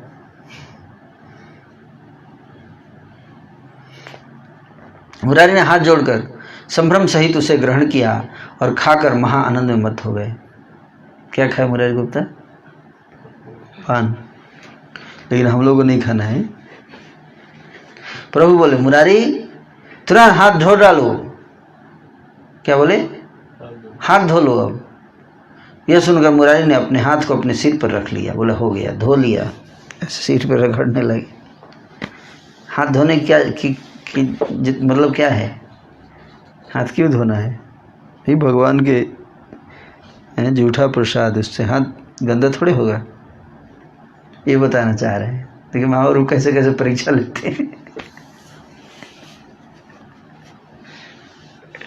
आपको पता भी नहीं चलेगा, बातों बातों में चेक कर लेंगे, है ना। बोले, मुरारी गुप्ता खा लिए पान? हाँ हाँ प्रभु खा लिए। ठीक है, हाथ धो लो उधर बेसिन पे। अगर बोल देते हाँ प्रभु अभी धो के आता हूँ, धो के आया तो समझ जाते। कुछ बोलते नहीं लेकिन समझ जाते, है ना। प्रभु कोई गलती नहीं, ठीक है, सब तो ऐसे ही करते हैं। और अगर हाथ धो और भी अच्छा है, नहीं धोए सिर पर रख लिया, अच्छा सिर पर रख लिया,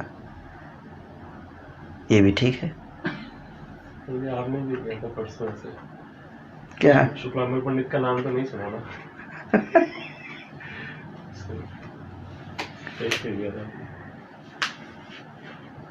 समझो बात को।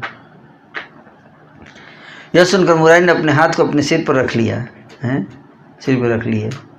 प्रभु बोले, अरे ओ मुरारी, तेरी जाति का नाश हो गया। अरे मेरा उच्छिष्ट तेरे सब शरीर में लग गया, मेरा जूठा तूने सिर पर लगा लिया, तेरी जाति नष्ट हो गई। महाप्रभु परीक्षा देखिए अभी लिए जा रहे हैं। ऐसा कहते कहते प्रभु में ईश्वर का आवेश हो गया और वे दांतों को कड़कड़ाते हुए विशेष रूप से कहने लगे, प्रकाशानंद नाम का एक सन्यासी काशी में रहता है, वह मुझे अच्छी तरह से खंड विखंड करता रहता है। चलिए देखिए कहाँ से कहाँ चले गए। प्रकाशानंद के पीछे पड़े हुए महाप्रभु। मतलब उनका गुस्सा पहले से ही था प्रकाशानंद सरस्वती के ऊपर। मायावादी सन्यासी था, वाराणसी में रहते थे प्रकाशानंद सरस्वती। तो वो कहते थे कि भगवान का रूप नहीं है, आकार नहीं है, उनकी आँख नहीं है, उनके कान नहीं है, उनके नाक नहीं है। तो इसका मतलब शरीर को काट रहे हैं ना। अब मैं बोल दूँ कि आराध्य प्रभु के कान नहीं है, तो इसका मतलब क्या, आपको कान काट दिया ना मैंने, है कि नहीं। तो खंड खंड ही कर रहा हूँ ना आपको। जैसे अगर कोई बोलता है कि भगवान का रूप नहीं है, भगवान की आँख नहीं है, आँख थोड़े होती है भगवान की, इसका मतलब आँख निकाल रहा है ना भगवान का। तो इतना कष्ट होता है भगवान को अगर कोई ऐसा बोलता है तो समझने का प्रयास कीजिए। तो बोल रहा है कि भगवान के कान नहीं है, बिना कान के सुनते हैं, तो मतलब उनका कान काट दिया उसने। भगवान को इतना कष्ट होता है जैसे उनका कान काट रहा है। वही बता रहे हैं कि प्रकाशानंद जो है दांतों को कड़कड़ाते हुए ऐसे गुस्से में बोले, एकदम, है ना, गुस्से में बोले, प्रकाशानंद को मेरे सन्यासी है, वो मेरे शरीर को खंड विखंड करता है। मुरारी, मैं नहीं कर पा रहा हूँ, मैं जस्ट ड्रामा कर रहा हूँ, लेकिन महाप्रभु जैसा तो नहीं कर सकते।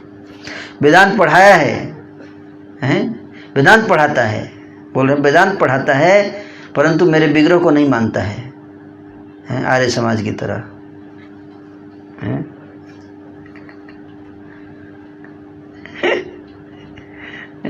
सबसे लीडिंग हिंदू ऑर्गेनाइजेशंस सबसे ज़्यादा लड़ते हैं हिंदू धर्म के लिए, महाप्रभु उन्हीं के प्रति दांत कड़कड़ा रहे हैं। बोल, जो हिंदू धर्म के ध्वज को फैला रहे हैं, कैसे हिंदू धर्म बचेगा प्रभु? भगवान ही नाराज हैं जो हिंदू धर्म की सुरक्षा करना चाहता है उससे, तो कैसे सुरक्षा कर पाएगा हिंदू धर्म का? वो खुद ही संहार करने वाले हैं उसका। आप समझ रहे बात को? प्रभुपाद जी कर सकते सनातन धर्म की रक्षा, और किया भी उन्होंने, है कि नहीं? क्योंकि ठाकुर जी की कृपा है। बाकी कौन कर पाया? दिखाइए एक भी आदमी कर पाया जो नहीं कर पाया। सब भाग जाएंगे, सब मारे जाएंगे। महाभारत के युद्ध में दोनों तरफ के सारे योद्धा मारे जाएंगे, केवल 5 पांडव बचेंगे। समझ रहे? गुड़ तत्व। अंत में बचेंगे कौन?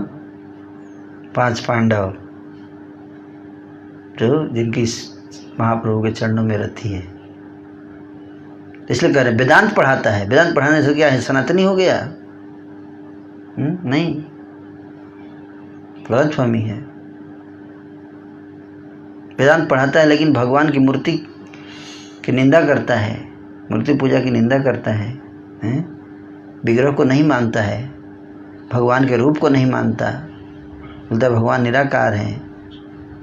उसके अंग में कुष्ठ रोग कर दिया मैंने, गुस्से में बोल रहे हैं उसको, लिप्रोसी की बीमारी कर दिया है मैंने, इसीलिए कर दिया है। मेरा रोग अंग खराब कर रहा है, मैं उसका अंग खराब करूँगा, ऐसी भावना है भगवान की। आप समझे बात को? है नाले पे डाला, तू मेरा अंग खराब किया, मैं तेरा करूँगा, चल। इसलिए बोले मैं उसके अंग में कुष्ठ रोग कर दिया मैंने, फिर भी वो होश में नहीं आया। अनंत ब्रह्मांड मेरे जिस अंग में विराजमान है उसे वह मिथ्या बतलाता है, बोल रहा है कि मिथ्या है, मेरे ब्रह्मांड भी मिथ्या है, ब्रह्म जगत, ब्रह्म सत्य जगत मिथ्या है। कैसा हिम्मत करता है कैसा साहस है उसका? मुरारी गुप्ता से बोल रहे हैं। तुम मेरे दास हो मुरारी, मैं तुमसे सच कह रहा हूँ, जो मेरे अंग को नहीं मानता है उसका विनाश हो जाता है। तो महाप्रभु ही विनाश कर रहे हैं, मुसलमान क्या करेंगे? मुसलमान का विनाश होगा, सबका होगा। वो उसको यूज करके उसका कराएंगे, फिर बाद में उसका करेंगे, क्योंकि वो वैष्णव अपराध करेंगे। आप समझ रहे बात को? बचेगा कौन? हरे कृष्णा बचेगा, हरे कृष्णा। तुम मेरे दास हो मुरारी, मैं तुमसे सच कह रहा हूं, जो मेरे अंग को नहीं मानता है उसका विनाश हो जाता है। ब्रह्मा, शिव, अनंत शेष आदि देव प्रभु के विग्रह की सेवा करते हैं। ब्रह्मा जी भगवान के विग्रह की सेवा करते हैं, मूर्ति की सेवा करते हैं। शिव जी मूर्ति पूजा करते हैं, भगवान अनंत से मूर्ति पूजा करते हैं। समस्त देवता भी उस विग्रह को अपना प्राण स्वरूप समझकर पूजते हैं। जिस अंग को स्पर्श करने से पुण्य पवित्रता प्राप्त होती है, उस अंग को वे किस साहस से मिथ्या कहते हैं। मूर्ति पूजा का जो खंडन करते हैं, भगवान के रूप को जो नहीं मानते, उनके खिलाफ बहुत क्रोधित है महाप्रभु, है ना? बहुत क्रोधित हैं, जो कहते हैं कि भगवान क्या है? निराकार। कितना भी बढ़िया काम करें, कितना भी, वो सब बेकार है। हिरण्यकश्यप भी बहुत बढ़िया बढ़िया काम किया, रावण ने तो सोने की लंका बना दी, उसके आगे क्या है? हमारा मैनेजमेंट ऑर्गेनाइजेशन, है कि नहीं? लेकिन रावण का विनाश हुआ ना। कोई बहुत बढ़िया है, दैट्स ओके, उससे व्यक्ति भगवान को प्रिय नहीं हो जाता। भगवान को प्रिय केवल एकमात्र से क्या? भक्ति भावना। सब एक क्षण में खत्म हो जाता है। तो इसलिए ये जो मटेरियलिस्टिक लोग हैं, दे may become famous, they may become popular, they may become very organize everything, but still they are not very dear to Krishna. Krishna is against them. Ravan ने सोने की लंका बना दी, बनाई ना, लेकिन भगवान उससे खुश नहीं थे, खुश नहीं थे उससे. ये बहुत महत्वपूर्ण बात है ना. मैं तुम्हारे सामने इस परम सत्य का प्रकाशन कर रहा हूं मुरारी गुप्त, कि मैं सत्य हूं, मैं सत्य हूं, मैं मिथ्या नहीं हूं. मेरे दास सत्य हैं, मेरा धाम सत्य है, मेरा रूप सत्य है. जो इन्हें मिथ्या मानते हैं वे मुझे खंड विखंड कर रहे हैं, है ना, खंड खंड कर रहे हैं. बोलते हाथ नहीं है भगवान का. बिनु पद चले सुने बिनु काना है, बिना पद के अपाद पादऊ हैं, बिना चरण के. वेद भी ऐसी करते हैं. महाप्रभु वेद से भी गुस्सा है, आप जानते हैं, वैदिक शास्त्र से भी गुस्सा है. ये गुढ़ तत्व है, इसलिए चैतन्य भागवत क्या है, गुढ़ तत्व शास्त्र का. इसलिए किसी की रक्षा नहीं. मुसलमान भी रूप को नहीं मानते, कोई रूप को नहीं. कहाँ मानता है कोई रूप को? कलयुग के जीव का यही हाल है, सबका सबका यही हाल है. कहाँ शुद्ध भक्ति किसी के भाग्य में मिल सकती है? कलयुग के जीव का सौभाग्य ऐसा है कहाँ? वो तो श्री चैतन्य महाप्रभु परम करुणामय है, नहीं तो इनकी किस्मत में थोड़े है. नाम ले ले, ये बहुत बड़ी बात है.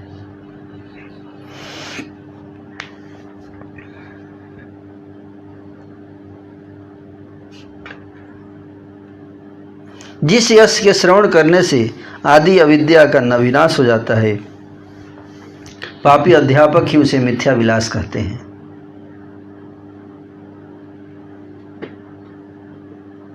जिस यश के श्रवण रस में शिव दिगंबर रहते हैं, पृथ्वी को धारण करने वाले अनंत देव स्वयं जिनके यश का कीर्तन करते रहते हैं, सूक नारद आदि जिस यश के श्रवण से सदा मत्त रहते हैं, चारों वेद जिस यश की महिमा का निरंतर कीर्तन करते रहते हैं, इस प्रकार की पुण्य कीर्ति के प्रति जो अनादर भाव रखता है, वह मेरे गुप्त अवतार के बारे में कभी कुछ नहीं जान सकता. अनादर करते हैं ना. बोलते हैं पुराण सब में जो भी लीलाएं बताई गई हैं, क्या बोलते हैं आप जानते? बोलते पुराणों में जो लिखा गया है ये सब काल्पनिक चीज़ें लिखी गई हैं, केवल वेद सत्य हैं. और वेद में क्या बताया गया? भगवान का कोई रूप नहीं होता, भगवान अवतार नहीं लेते. ये सब फालतू गलत है, ये सब पुराण को नहीं मानते, है ना. स्पेशली आर्य समाज के लोग डाउट करते हैं. अगर भगवान अवतार लेते हैं तो भगवान ने हमारी रक्षा क्यों नहीं की? मूर्ति में अगर होते हैं तो मूर्ति को महमूद गजनी ने तोड़ दिया, भगवान क्यों नहीं आए बचाने के लिए?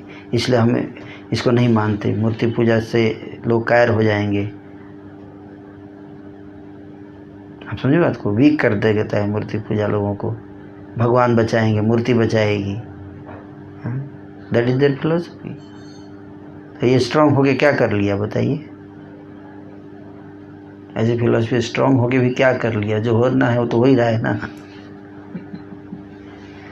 जो कुछ करना था तो प्रभुपाद जी ने करके दिखा दिया, है कि नहीं. मूर्ति पूजा को एस्टेब्लिश करके पूरे विश्व में हजारों के संख्या में मुसलमान और क्रिश्चियन सब भक्ति कर ही रहे हैं, है कि नहीं. ईश्वर शक्ति चाहिए ना. हमारी बुद्धि शक्ति से थोड़े चलता है संसार. तो सत्य दास है कहाँ भगवान का? जो सत्य दास हो जाए तो भगवान की शक्ति उसके साथ रहेगी ना, तब तो कुछ कर पाएगा व्यक्ति. महाभारत के युद्ध में अर्जुन जीत पाए अपने बाहुबल से, थोड़े ना जीत पाए. महाभारत के युद्ध में अर्जुन ने जीते क्योंकि भगवान उनके रथ पे बैठे हुए थे.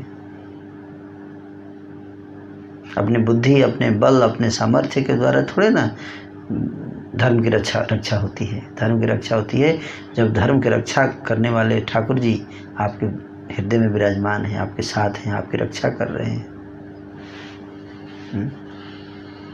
ये बात समझना है। धर्म के रक्षक वही है, उनको हमें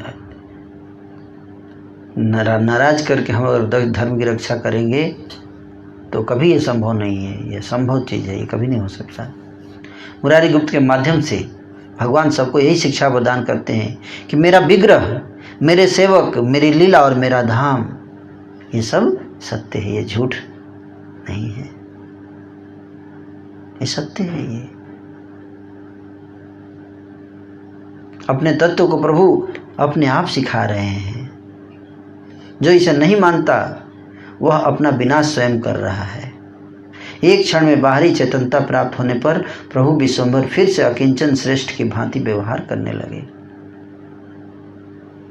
भाई कहकर प्रभु ने मुरारी को गले लगाया और बड़े स्नेह करते हुए दयायुक्त वचन कहने लगे, हे मुरारी, तुम सचमुच मेरे शुद्ध दास हो।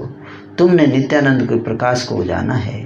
नित्यानंद के प्रति जिसका तिल मात्र भी द्वेष रहेगा वह मेरा दास होने पर भी मेरा प्रिय नहीं होगा। घर जाओ गुप्त, तुमने मुझे खरीद लिया है। हे गुप्त, तुमने नित्यानंद तत्व को भी जान लिया है। प्रभु के जैसे कृपा पात्र मुरारी थे वैसे ही हनुमान भी प्रभु के कृपा पात्र थे। गौर नित्यानंद को हृदय में धारण करते हुए मुरारी गुप्त ने आनंद पूर्वक घर के लिए प्रस्थान किया। अंतर से बेहवल गुप्त अपने घर को चल पड़े। वे कहते हैं कुछ तथा करते हैं कुछ और खिलखिलाकर हंस पड़ते हैं। परम उल्लास के साथ गुप्त ने कहा, मैं भोजन करूंगा। यह सुनकर उनकी पतिव्रता पत्नी ने भोजन सामग्री लाकर उनके सामने रख दी। चैतन्य रस में बेहोल मुरारी गुप्त खाओ खाओ कहते हुए प्रत्येक ग्रास को फेंकने लगे। उठा के खाओ खाओ से घी में लिप्त सारा अन्न उन्होंने पृथ्वी पर फेंक दिया और खाओ खाओ कृष्ण खाओ बस यही कहते रहे। गुप्त का व्यवहार देखकर पतिव्रता पत्नी हंस रही थी और बारंबार अन्न ला ला कर उन्हें दे रही थी। उन्होंने कृष्ण का नाम उच्चारण करके गुप्त को सावधान कर दिया। पत्नी ने कृष्ण का नाम उच्चारण कर दिया तो गुप्त को होश आया। तो पता होना चाहिए कोई ऐसा कर रहा है तो क्या कैसे उसको ठीक करना है ना, कैसे करना है। कृष्ण का नाम अच्छा अच्छा सॉरी करते हो। मुरारी का दिया हुआ अन्न प्रभु भोजन करते हैं। गुप्त के वचनों का उल्लंघन प्रभु कभी नहीं करते हैं। गुप्त ने जितना भी अन्न दिया प्रभु ने उसे ग्रहण कर लिया। ऐसे फेंक रहे थे तो भगवान क्या कर रहे थे, ग्रहण कर रहे थे। अगले दिन प्रभात काल में आकर प्रभु ने गुप्त को जगाया। कृष्ण नाम के आनंद में मुरारी गुप्त बैठे हुए थे। उसी समय प्रभु वहां आ पहुंचे। प्रभु को देखकर गुप्त ने वंदना की और परम आदर पूर्वक गुप्त ने प्रभु को आसन प्रदान किया। जगन्नाथ मिश्र के नंदन प्रभु गौर सुंदर उस आसन पर विराजमान हो गए। गुप्त ने कहा, प्रभु आपका आगमन किस कारण से हुआ है। प्रभु ने कहा, मैं चिकित्सा कराने के लिए आया हूँ। डॉक्टर थे ना वैद्य। फिर गुप्त ने पूछा, अजीर्ण का कारण बताइए, क्या कारण है, क्यों आपका जो भी समस्या है। आपने कल किन किन पदार्थों का भोजन किया था। प्रभु ने कहा, अरे वत्स तुम कैसे जान पाओगे, तुम कैसे जान पाओगे, खाओ खाओ कहकर तुमने ही तो अन्न फेंका था।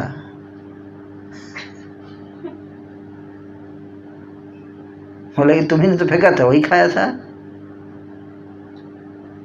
तुम तो भूल गए, परंतु तुम्हारी पत्नी को सब कुछ याद है। उसी से पूछो, तुमने जो अन्न प्रदान किया उसे बिना खाए मैं कैसे रह पाता। गुप्त ने कहा, मैं किस रोग की चिकित्सा करूं, क्या पाचन दे दूं। कारण क्यों पूछते हो, तुम्हारे अन्न के कारण मुझे अजीर्ण का रोग हुआ है। उन्होंने पूछा, क्या क्या खाया है, क्या रोग हुआ है। तो बोले, मुझे क्या पता, तुमने क्या खिलाया तुम बताओगे ना, तुम्हारी पत्नी बताएगी। और उसी से रोग हुआ है, मैं तो बस खाया क्योंकि तुमने जो भी खिलाया। जल पीने से अजीर्ण का जोर कम हो जाता है। अजीर्ण का कारण है तुम्हारा अन्न, इसलिए अजीर्ण को दूर करने के लिए तुम्हारा ही जल चाहिए। जल तो पिलाया नहीं तूने कल, भोजन तो खिला दिया, जल नहीं पिलाया, इसलिए अजीर्ण हो गया है। जल घर, आपके घर पे जल नहीं था, घर वाला थोड़े, भोजन तुम्हारा किया तो जल भी तुम्हारा ही होना चाहिए ना। इतना कहकर भक्ति रस से परिपूर्ण प्रभु ने मुरारी के जल पात्र से जल पिया। इस कृपा को देखकर मुरारी अचेत हो गए और गुप्त का परिवार महाप्रेम से क्रंदन करने लगा, ऐसे प्रभु, ऐसा भक्ति योग, ऐसे दास। इन सबको लेकर चैतन्य की कृपा से भक्ति का प्रकाश हुआ। मुरारी गुप्त के दासों ने जिस कृपा को प्राप्त किया उसे नदिया के भट्टाचार्य नहीं देख पाए।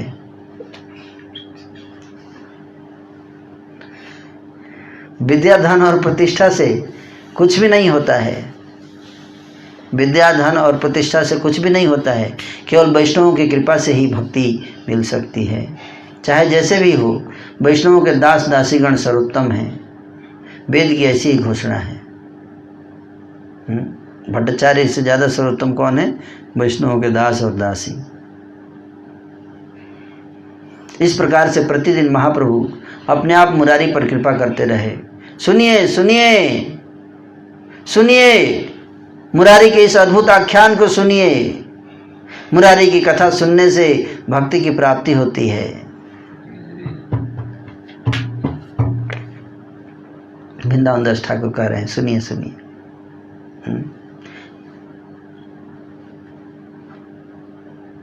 सुन सुन मुरारी रा अद्भुत आख्यान, सुनिले मुरारी कथा पाई भक्ति दान। एक दिन महाप्रभु श्रीवास मंदिरे, हुंकार करिया प्रभु निज मूर्ति धरे। शंख चक्र गदा पद्म शोभे चारि कर, गरुड़ गरुड़ बोली डाके विश्वंभर। हे नह समय गुप्त आविष्ट हैया, श्रीवास मंदिरे आइला हुंकार करिया। सुनिए सुनिए सुनिए।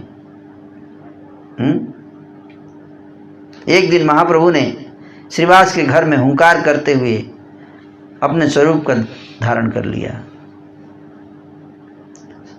चतुर्भुज, शंख चक्र गदा पद्म वाला रूप, 4 हाथ, चारों में शंख चक्र गदा पद्म प्रकट। विश्वंभर के चारों हाथों में शंख चक्र और गदा पद्म विद्यमान थे और वे गरुड़ गरुड़ कहकर पुकार रहे थे। गरुड़ कहाँ है मेरा? ऐसा बोले, मेरा गरुड़ किधर गया? उसी समय आविष्ट चित्त वाले मुरारी गुप्त हुंकार करते हुए श्रीवास जी के घर आ पहुंचे। गुप्त के देह में महान गरुड़ भाव उदित हुआ। कौन सा भाव? गरुड़ जी का भाव आ गया मुरारी गुप्त के। गुप्त ने कहा, वह महाभाव गरुड़ मैं ही हूं। फिर भी गरुड़ गरुड़ कहकर विश्वंभर पुकारते रहे। गुप्त ने कहा, आपका वह किंकर मैं ही हूं। प्रभु बोले, वत्स तुम मेरे वाहन हो। गुप्त ने कहा, हाँ आपने सही कहा। गुप्त ने कहा, आप भूल गए हैं प्रभु, आपको कंधों पर बिठाकर मैं स्वर्ग से पारिजात वृक्ष लाया था। आप यह भी भूल गए चुके हैं कि मैं आपको लेकर बाणापुर की नगरी गया था। वहां पर कार्तिकेय के मोर को मैंने खंड खंड किया था। कार्तिकेय आए थे ना शिव जी के साथ, भगवान शिव आए थे बाणासुर की तरफ से लड़ने के लिए। तो शिव जी की सेना में कौन कौन थे? कार्तिकेय भी थे। तो कार्तिकेय के मोर को क्या किया था? खंड खंड कर दिया था। किसने? गरुड़ ने। हे प्रभु, आप मेरे कंधों पर आरोहण कीजिए और आज्ञा दीजिए कि कौन से ब्रह्मांड के भीतर आपको ले जाऊं। मुरारी गुप्त बोले, मेरे कंधे पर चढ़ जाइए। बोली, कहाँ चले चलना है? जगन्नाथ मिश्र के नंदन प्रभु विश्वंभर गुप्त के कंधे पर चढ़ गए। यह देखकर श्रीवास के करने लगे। कंधों पर कमलापति को बिठाकर मुरारी गुप्त दौड़ते हुए सारे आंगन में इधर उधर घूमने लगे। ब्रह्मांड में तो नहीं लगे, उसी आंगन में घूम रहे हैं। पतिव्रताएं जय जय स्वरूप उलुलुलुलुलु ध्वनि करने लगी और सभी भक्त महाप्रेम से क्रंदन करने लगे। कोई कहता जय जय तो कोई कहता हरि हरि, कोई कहता ऐसा हो जाए कि प्रभु के इस रूप को कभी भुला ना पाऊं। कोई परम उल्लास के साथ माल साट मारने लगा तो कोई वाह रे मेरे ठाकुर ऐसा कहकर हंसने लगे। कोई बाहुओं को ऊपर उठाकर ऊंचे स्वर से कहते हैं मुरारी वाहन विश्वंभर की जय हो, मुरारी वाहन विश्वंभर की जय हो, मुरारी वाहन विश्वंभर की जय हो। मुरारी के कंधों पर चढ़कर श्री गौरांग सुंदर डोल रहे थे, उल्लास के साथ गुप्त घर के भीतर भ्रमण कर रहे थे। उसी नवद्वीप में इन सब लीलाओं का प्रकाश हो रहा था, परंतु दुष्कृतियों को गौरचंद्र का वह विलास देखने को नहीं मिला। अब आगे जो लोग थे वो नहीं देख पाए, है ना, जो सौभाग्यशाली लोग थे वही देख पाए। धन कुल प्रतिष्ठा आदि से कृष्ण की प्राप्ति नहीं होती है। चैतन्य गोसाई तो केवल भक्ति के ही बस में है। ये बार बार जन्म जन्म में जिन सब ने उनकी आराधना की थी, उनके दास दासीगण तक अब आनंद पूर्वक प्रभु के दर्शन कर रहे हैं। जिसने इन लीलाओं का दर्शन किया है वे यदि कृपा पूर्वक इनका वर्णन करते हैं तो भी भाग्यहीन जनों के हृदय उन्हें ग्रहण नहीं करते हैं। अब आगे लोग जिनका सौभाग्य नहीं है तो लीला के दर तो हो रहा है, फेसबुक पे कोई भी देख सकता है, देख सकता है ना। फेसबुक तो ओपन है, लेकिन ओपन भी खोल दीजिए, ओपन सीक्रेट कर दीजिए, फिर भी माया ऐसी है कि लोगों को देखने नहीं देगी। लोग नहीं समझ सकते जब तक भक्ति नहीं आएगी, भक्तों को कृपा नहीं मिलती है। इस सौभाग्य से सुनने का अवसर मिलता है, बड़ा सौभाग्य। हमें पता नहीं है, हम लोग सुन रहे हैं, हमें पता नहीं हमारी कितनी कृपा मिली होगी, तब जाके ये अवसर मिल रहा है हम लोगों को। वृंदावन दास ठाकुर जी बता रहे। भाग्यहीन जन श्री गौर सुंदर के लीला विलास का दर्शन नहीं कर सकते। जिसने इन लीलाओं का दर्शन किया है, इन सब लीलाओं का कभी अंत नहीं होता है। गुप्त के कंधों पर प्रभु का उत्थान मध्य खंड में वर्णित हुआ है। प्रभु के सभी अवतारों के गुप्त प्रधान सेवक हैं। इन सब लीलाओं का कभी अंत नहीं होता है। वेद आयुर्भाव तिरुभाव के रूप में इनका वर्णन करते हैं। बाह्य चेतना प्राप्त होने पर महाधीर गौरांग नीचे उतर आए और गरुड़ के भाव में स्थित गुप्त भी सुस्थिर हो गए। गुप्त के कंधों पर महाप्रभु के आरोहण की यह लीला कथा अत्यंत निगूढ़ है। इसे कोई सहज ही नहीं जान पाता है। मतलब बहुत गूढ़ कथा है, इसको सब लोग नहीं जान पाएंगे। बहुत भाग्य चाहिए तब जाके ये सब कथा समझ में आती है। मुरारी के प्रति इस कृपा को देखकर वैष्णव मंडली धन्य हो धन्य हो धन्य हो ऐसा कह कहकर प्रशंसा करने लगी। लीला में विश्वंभर को वहन करने की शक्ति जिनमें है, उन मुरारी भक्त का जीवन धन्य है, उनकी विष्णु भक्ति सफल है। इस प्रकार से मुरारी गुप्त की पुण्य कथाएं अनंत हैं। जहाँ जहाँ पर उन्होंने जो जो लीलाएं की हैं वे असंख्य हैं। परम शुद्धमती मुरारी एक दिन मन ही मन अवतारों की स्थितियों के बारे में चिंतन कर रहे थे कि अवतार की क्या स्थिति है। जब तक सांगो पांग के साथ यह अवतार विद्यमान है तब तक मुझे अपने लिए उपाय सोच लेना चाहिए। ऐसे सोच रहे थे कि जब तक भगवान यहाँ पे अवेलेबल हैं अपना उपाय बना लेना चाहिए। कृष्ण की लीला समझ में नहीं आती, न जाने कब क्या कर बैठे, कब गायब हो जाएं, ऐसे सोच रहे हैं। जब तक हैं तब तक है ना, एक और लीला सृजन करते हैं, दूसरी ओर उसका तत्काल संहार कर देते हैं। जिस सीता के लिए रावण अपने कुल सहित मारा गया, उसी सीता को लाकर भी उन्होंने उसे त्याग दिया। उनका कोई ठीक नहीं है। आप समझ रहे बात को?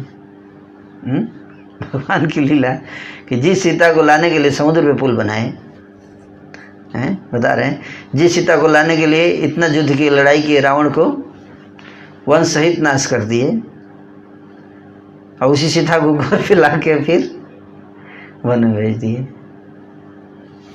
जो यादवगण उनके प्राण समान थे उनको भगवान ने अपनी आंखों के सामने मरते हुए देखा, मरते हुए नहीं, खुद भी मारा। अतः जब तक यह अवतार विद्यमान है उस काल में ही मुझे शरीर त्याग देना चाहिए। ऐसे सोचे कि इनके मेरे सामने कभी गायब हो जाए, इनसे पहले मैं शरीर त्यागना चाहता हूँ। जब तक ये महानुभाव हैं पृथ्वी पर विराजमान हैं, उनके पूर्व ही अपने शरीर को छोड़ने का उचित समय है। निर्वेद प्राप्त मुरारी गुप्त इस प्रकार से मन ही मन सोचकर यत्न पूर्वक एक शानित धारदार अस्त्र ले आए। अस्त्र लाकर गुप्त ने उसे घर में रख दिया और मन ही मन सोचने लगे कि रात को आनंद के साथ शरीर छोड़ देंगे।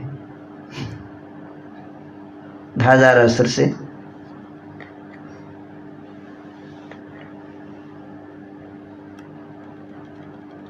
तो शान है ना,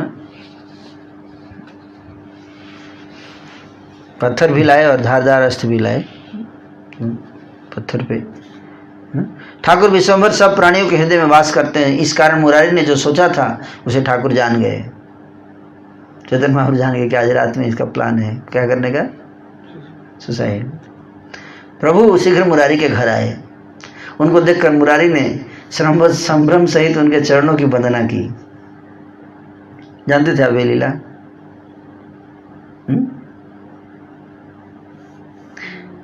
मुरारी के प्रति परम दयावान प्रभु आसन पर विराजमान होकर कृष्ण कथा कहने लगे। मैं भी नहीं जानता था, फर्स्ट टाइम सुन रहा हूँ, पढ़ रहा हूँ, है ना, इतने साल हो गए। मुरारी के प्रति परम दयावान प्रभु आसन पर विराजमान होकर कृष्ण कथा कहने लगे। प्रभु ने कहा, गुप्त मेरी बात मानना। गुप्त बोले, प्रभु मेरा शरीर आपका है। प्रभु बोले, हैं सत्य है, ये सत्य है कि तुम्हारा शरीर मेरा है, ये सत्य है? गुप्त ने उत्तर दिया, बिल्कुल सत्य है। यह सुनकर प्रभु ने उनके कान में कहा, वो छुरी मुझे दे दो। क्या बोले? कान में बोले, वो छुरी मुझे दे दो।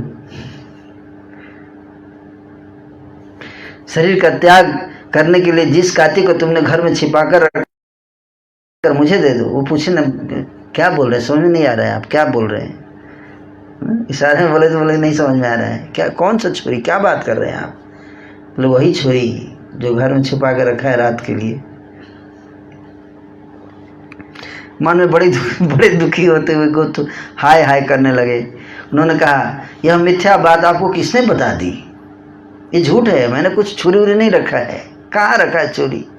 किसी ने आपको झूठ बता दिया लगता है। प्रभु ने कहा, मुरारी तुम तो बड़े भोले मालूम होते हो, मुझे दूसरों से जानकारी लेनी पड़ती है, ऐसा कह रहे हो?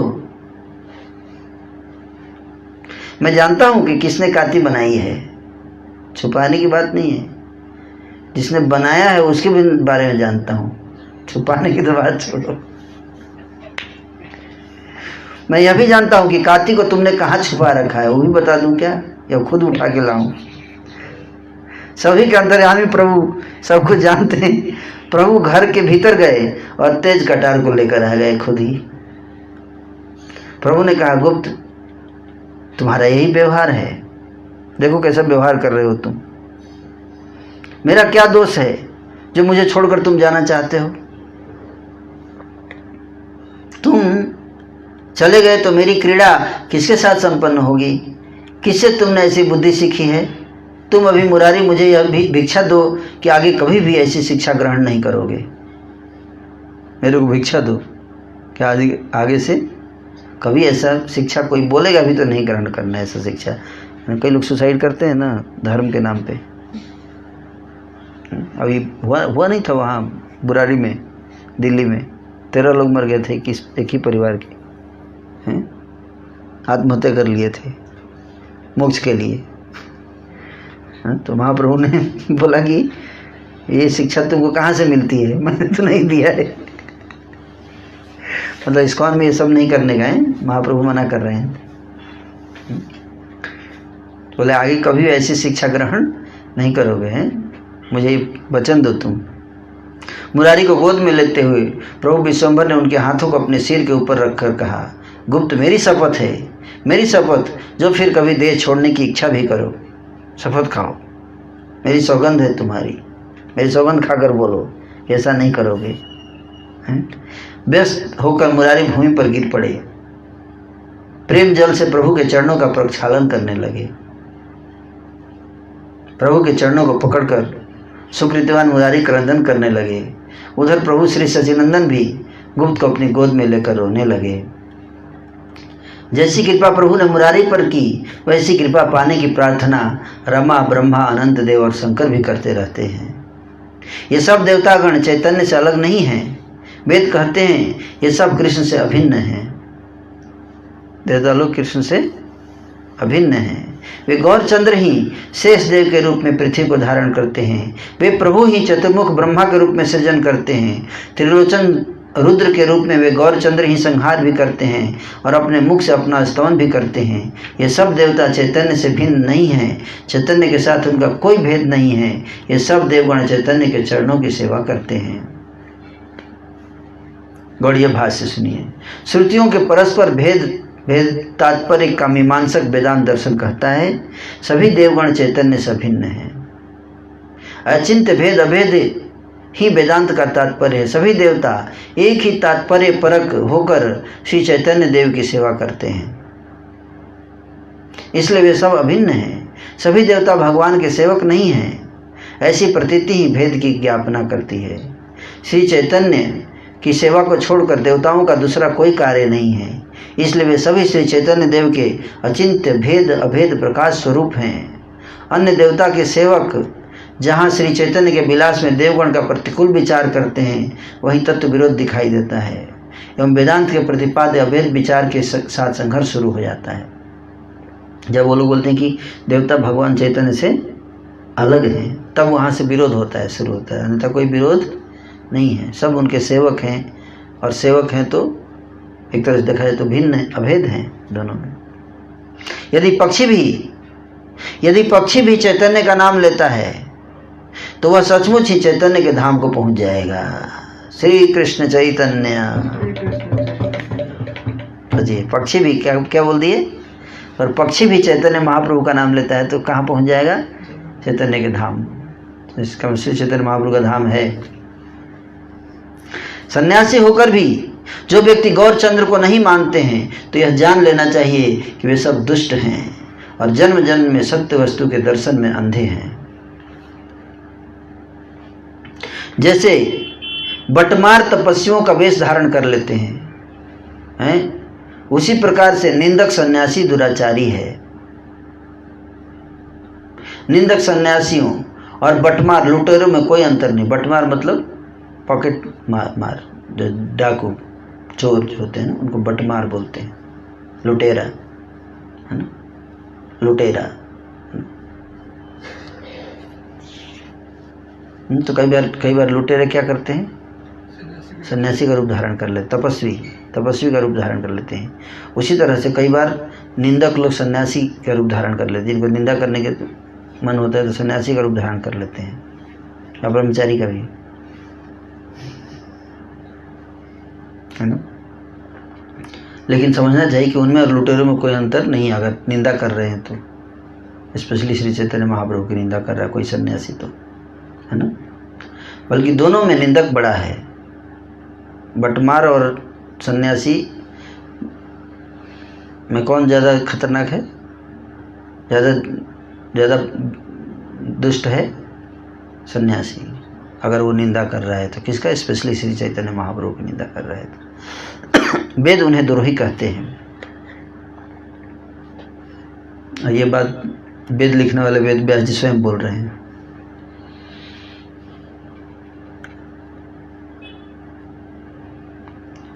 प्रत्यक्ष रूप से पतित व्यक्ति तुलना में अच्छा है, क्योंकि वह अकेला ही अधोगमन करता है। पतित व्यक्ति सन्यासी से ज़्यादा अच्छा है। क्यों? क्योंकि अगर वो नरक में जाता है तो अकेले जाता है, इसलिए एक ही व्यक्ति को नरक में ले जाने का पाप लगेगा उसके ऊपर, है ना। परंतु वक्रधर्मी पापिष्ट व्यक्ति अपने आप को एवं दूसरों को भी नरक में गिरा देते हैं, इसलिए उनका पाप ज़्यादा है। दस्युगण सुनसान जगह पर हथियारों के द्वारा मोह या भय उत्पन्न करके लोगों के धन का अपहरण करते हैं, लेकिन कपट आचारी जन मर्म वेदी वाक्यों के द्वारा लोगों में मोह उत्पन्न करके उन लोगों के धन को हरण करते रहते हैं।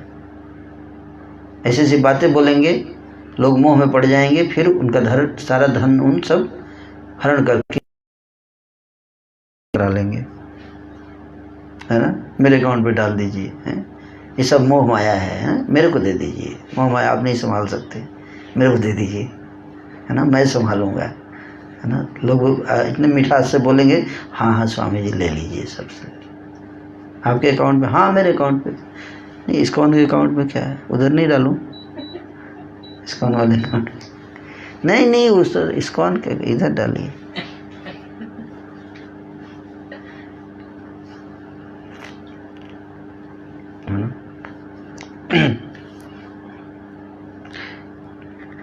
कलिकाल में शूद्रगण तपस्या के वेश को उपजीविका बनाकर दान आदि ग्रहण करेंगे।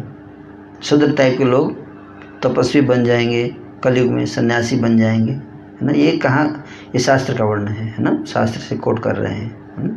शूद्रा तपो वेशोपजीविनः प्रतिग्रहीष्यति अधर्मज्ञा उत्तमाम आसनम अधरुह्य धर्मम बक्षन्ति। कलयुग के लक्षण बता रहे हैं क्या, कि शूद्रगण जो तपस्या के वेश को उपजीविका बनाकर दान आदि ग्रहण करेंगे, इसलिए भगवान राम ने, आप समझे, तो इसी कारण मारा होगा। Regarding the point, this is the secret, कि सन्यासी का वेश धारण कर, तपस्वी वेश धारण कर रहा होगा, लेकिन उसका मेन पर्पस ये होगा, ऐसे चीटिंग तपस्वी या गुरु, है ना। और धर्म के विषय में कुछ भी न जानने वाले लोग आचार्य के आसन पर अधिरोहण करके धर्म का उपदेश करेंगे कलयुग में। वृंदावन दास ठाकुर जी कहते हैं, तपस्वियों के दर्शनों को लोग भले के लिए आते हैं, परंतु वहां साधु निंदा सुनकर वह सर्वनाश को प्राप्त करते हैं। आते हैं साधु संतों के पास इसलिए आते हैं ताकि उनको क्या मिलेगा, धर्म की शिक्षा मिलेगी, लेकिन वहां पे आते हैं तो क्या सुनते हैं, एक दूसरे की निंदा, स्पेशली श्री चैतन्य महाप्रभु की निंदा, भगवान के अवतारों की निंदा। तो उससे क्या होता है, सर्वनाश को प्राप्त कर जाएंगे। साधु निंदा श्रवण करने से सुकृति का क्षय होता है। वेद कहते हैं कि इससे जन्म जन्म में अधःपतन होता है। लुटेरा तो केवल एक ही जन्म में मरता है, परंतु निंदा करने वाले का संहार तो क्षण क्षण में जन्म जन्मांतर तक होता रहता है। तो देखिए, बार बार निंदा निंदा निंदा निंदा निंदा निंदा निंदा निंदा निंदा। अतः निंदक सन्यासी और बटमार मतलब लुटेरा, निंदक सन्यासी और लुटेरा, इन दोनों में निंदक सन्यासी लुटेरे से भी अनंत गुना अधिक दुराचारी है। ब्रह्मा से लेकर तृण आदि सब कुछ कृष्ण का ही वैभव है। इसलिए सभी शास्त्र यही कहते हैं कि निंदा करने मात्र से कृष्ण रुष्ट हो जाते हैं। अनिंदक होकर जो एक बार कृष्ण कहता है, कृष्ण उसका सचमुच ही उद्धार कर देते हैं। चारों वेदों का अध्ययन करते हुए भी यदि निंदा करता है कोई, तो वह जन्म जन्म में कुंभी पाक नरक नामक नरक में डूबकर मरता है। भागवत का अध्ययन करके भी किसी किसी की बुद्धि का नाश हो जाता है। ऐसे व्यक्ति नित्यानंद की निंदा करने के कारण सर्वनाश को प्राप्त होते हैं। इस नवद्वीप में गौरचंद्र का प्रकाश हुआ है। उनके इन सब सत्य विलासों को निंदक जन स्वीकार नहीं करते हैं। मेरी यही कामना है कि चैतन्य के चरणों में जिनकी बुद्धि स्थित है, उनका संग ही मुझे जन्म जन्मांतर तक मिलता रहे। जिनकी बुद्धि चैतन्य के चरणों में स्थिर हो गई है, उन्हीं का संग मुझे जन्म जन्मांतर मिलता रहे, यही मेरी कामना है। चैतन्य में भक्ति न रखने वाला पापी पुण्यहीन व्यक्ति यदि अष्ट सिद्धि युक्त भी है, उसके अंदर अष्ट सिद्धि भी है, तभी मैं कभी भी उसका दर्शन करना नहीं चाहता हूँ। अगर वो चैतन्य महाप्रभु को नहीं मानता है, उनमें भक्ति नहीं है उसकी, चाहे उसके पास अष्ट सिद्धि क्यों ना हो, उसका दर्शन नहीं करने का है। मुरारी गुप्त को सांत्वना प्रदान करके प्रभु हर्ष के साथ अपने घर की ओर चल दिए। इस प्रकार मुरारी गुप्त के महान अनुभवों का मैं क्या वर्णन करूं। उनका प्रभाव तो स्वयं ही प्रकाशमान है। नित्यानंद प्रभु के श्रीमुख से ही मैंने वैष्णवों के तथ्य एवं महात्म्य के बारे में कुछ सुना है। जन्म जन्म में नित्यानंद मेरे स्वामी हों, जिनकी कृपा से मेरी चैतन्य में रति उत्पन्न हुई है। जगन्नाथ मिश्र के नंदन श्री गौर सुंदर की जय हो, जय हो। आपके नित्यानंद मेरे प्राण धन बन जाएं, विश्वभर मेरे प्राणनाथ के जीवन स्वरूप हैं। यही मेरे लिए बड़े भरोसे की बात है। इसी को मैं सदैव अपने हृदय में धारण किए रहता हूँ। श्री कृष्ण चैतन्य तथा श्री नित्यानंद चांद जिनके जीवन हैं, वे वृंदावन दास उनके जुगल चरणों में उनके महिमा का गान कर रहे हैं। श्री कृष्ण चैतन्य नित्यानंद चांद जान, कृष्ण चैतन्य नित्यानंद चांद जान, वृंदावन दास तछु पद जुगे गाना, वृंदावन दास तछु पद जुगे गाना, जन्म जन्म नित्यानंद हऊ मोर पति, जन्म नित्यानंद हो मोर पति, जहाँ प्रसादे हैल चैतन्य तेरती,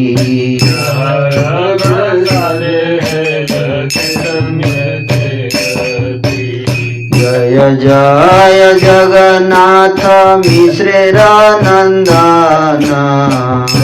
जय जगन्नाथ मिश्रेरानंदन, तुर नित्यानंद मोर प्राण धन, मोर नित्यानंद मोर प्राण मोर प्राण नाथेरा जीवन विश्वम्भर, मोर प्राण नाथेरा जीवन विश्वम्भर, बड़ भरोसा चित्ते धरि निरंतर, बड़ भरोसा चित्ते धरि निरंतर, जय जय श्री चैतन्य जय नित्यानंद, जय जय जय श्री चैतन्य जय नित्यानंद, जय द्वैत चंद्र जय गौर भक्तवृंद, जय द्वैत चंद्र जय गौर भक्तवृंद, हरि बोल हरि बोल हरि बोल गौर हरि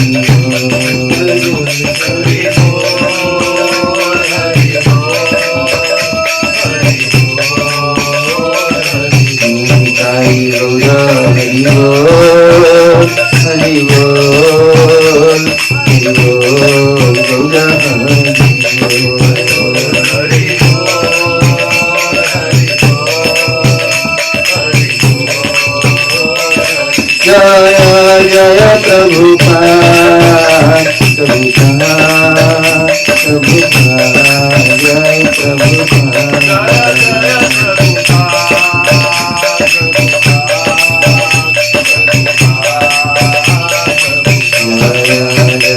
प्रभुपाद प्रभुपाद प्रभुपाद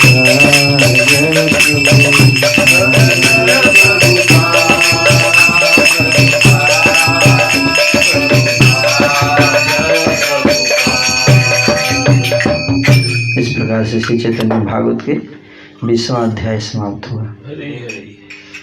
तो कल हम लोग आगे 21वां अध्याय पढ़ेंगे। हरे कृष्णा।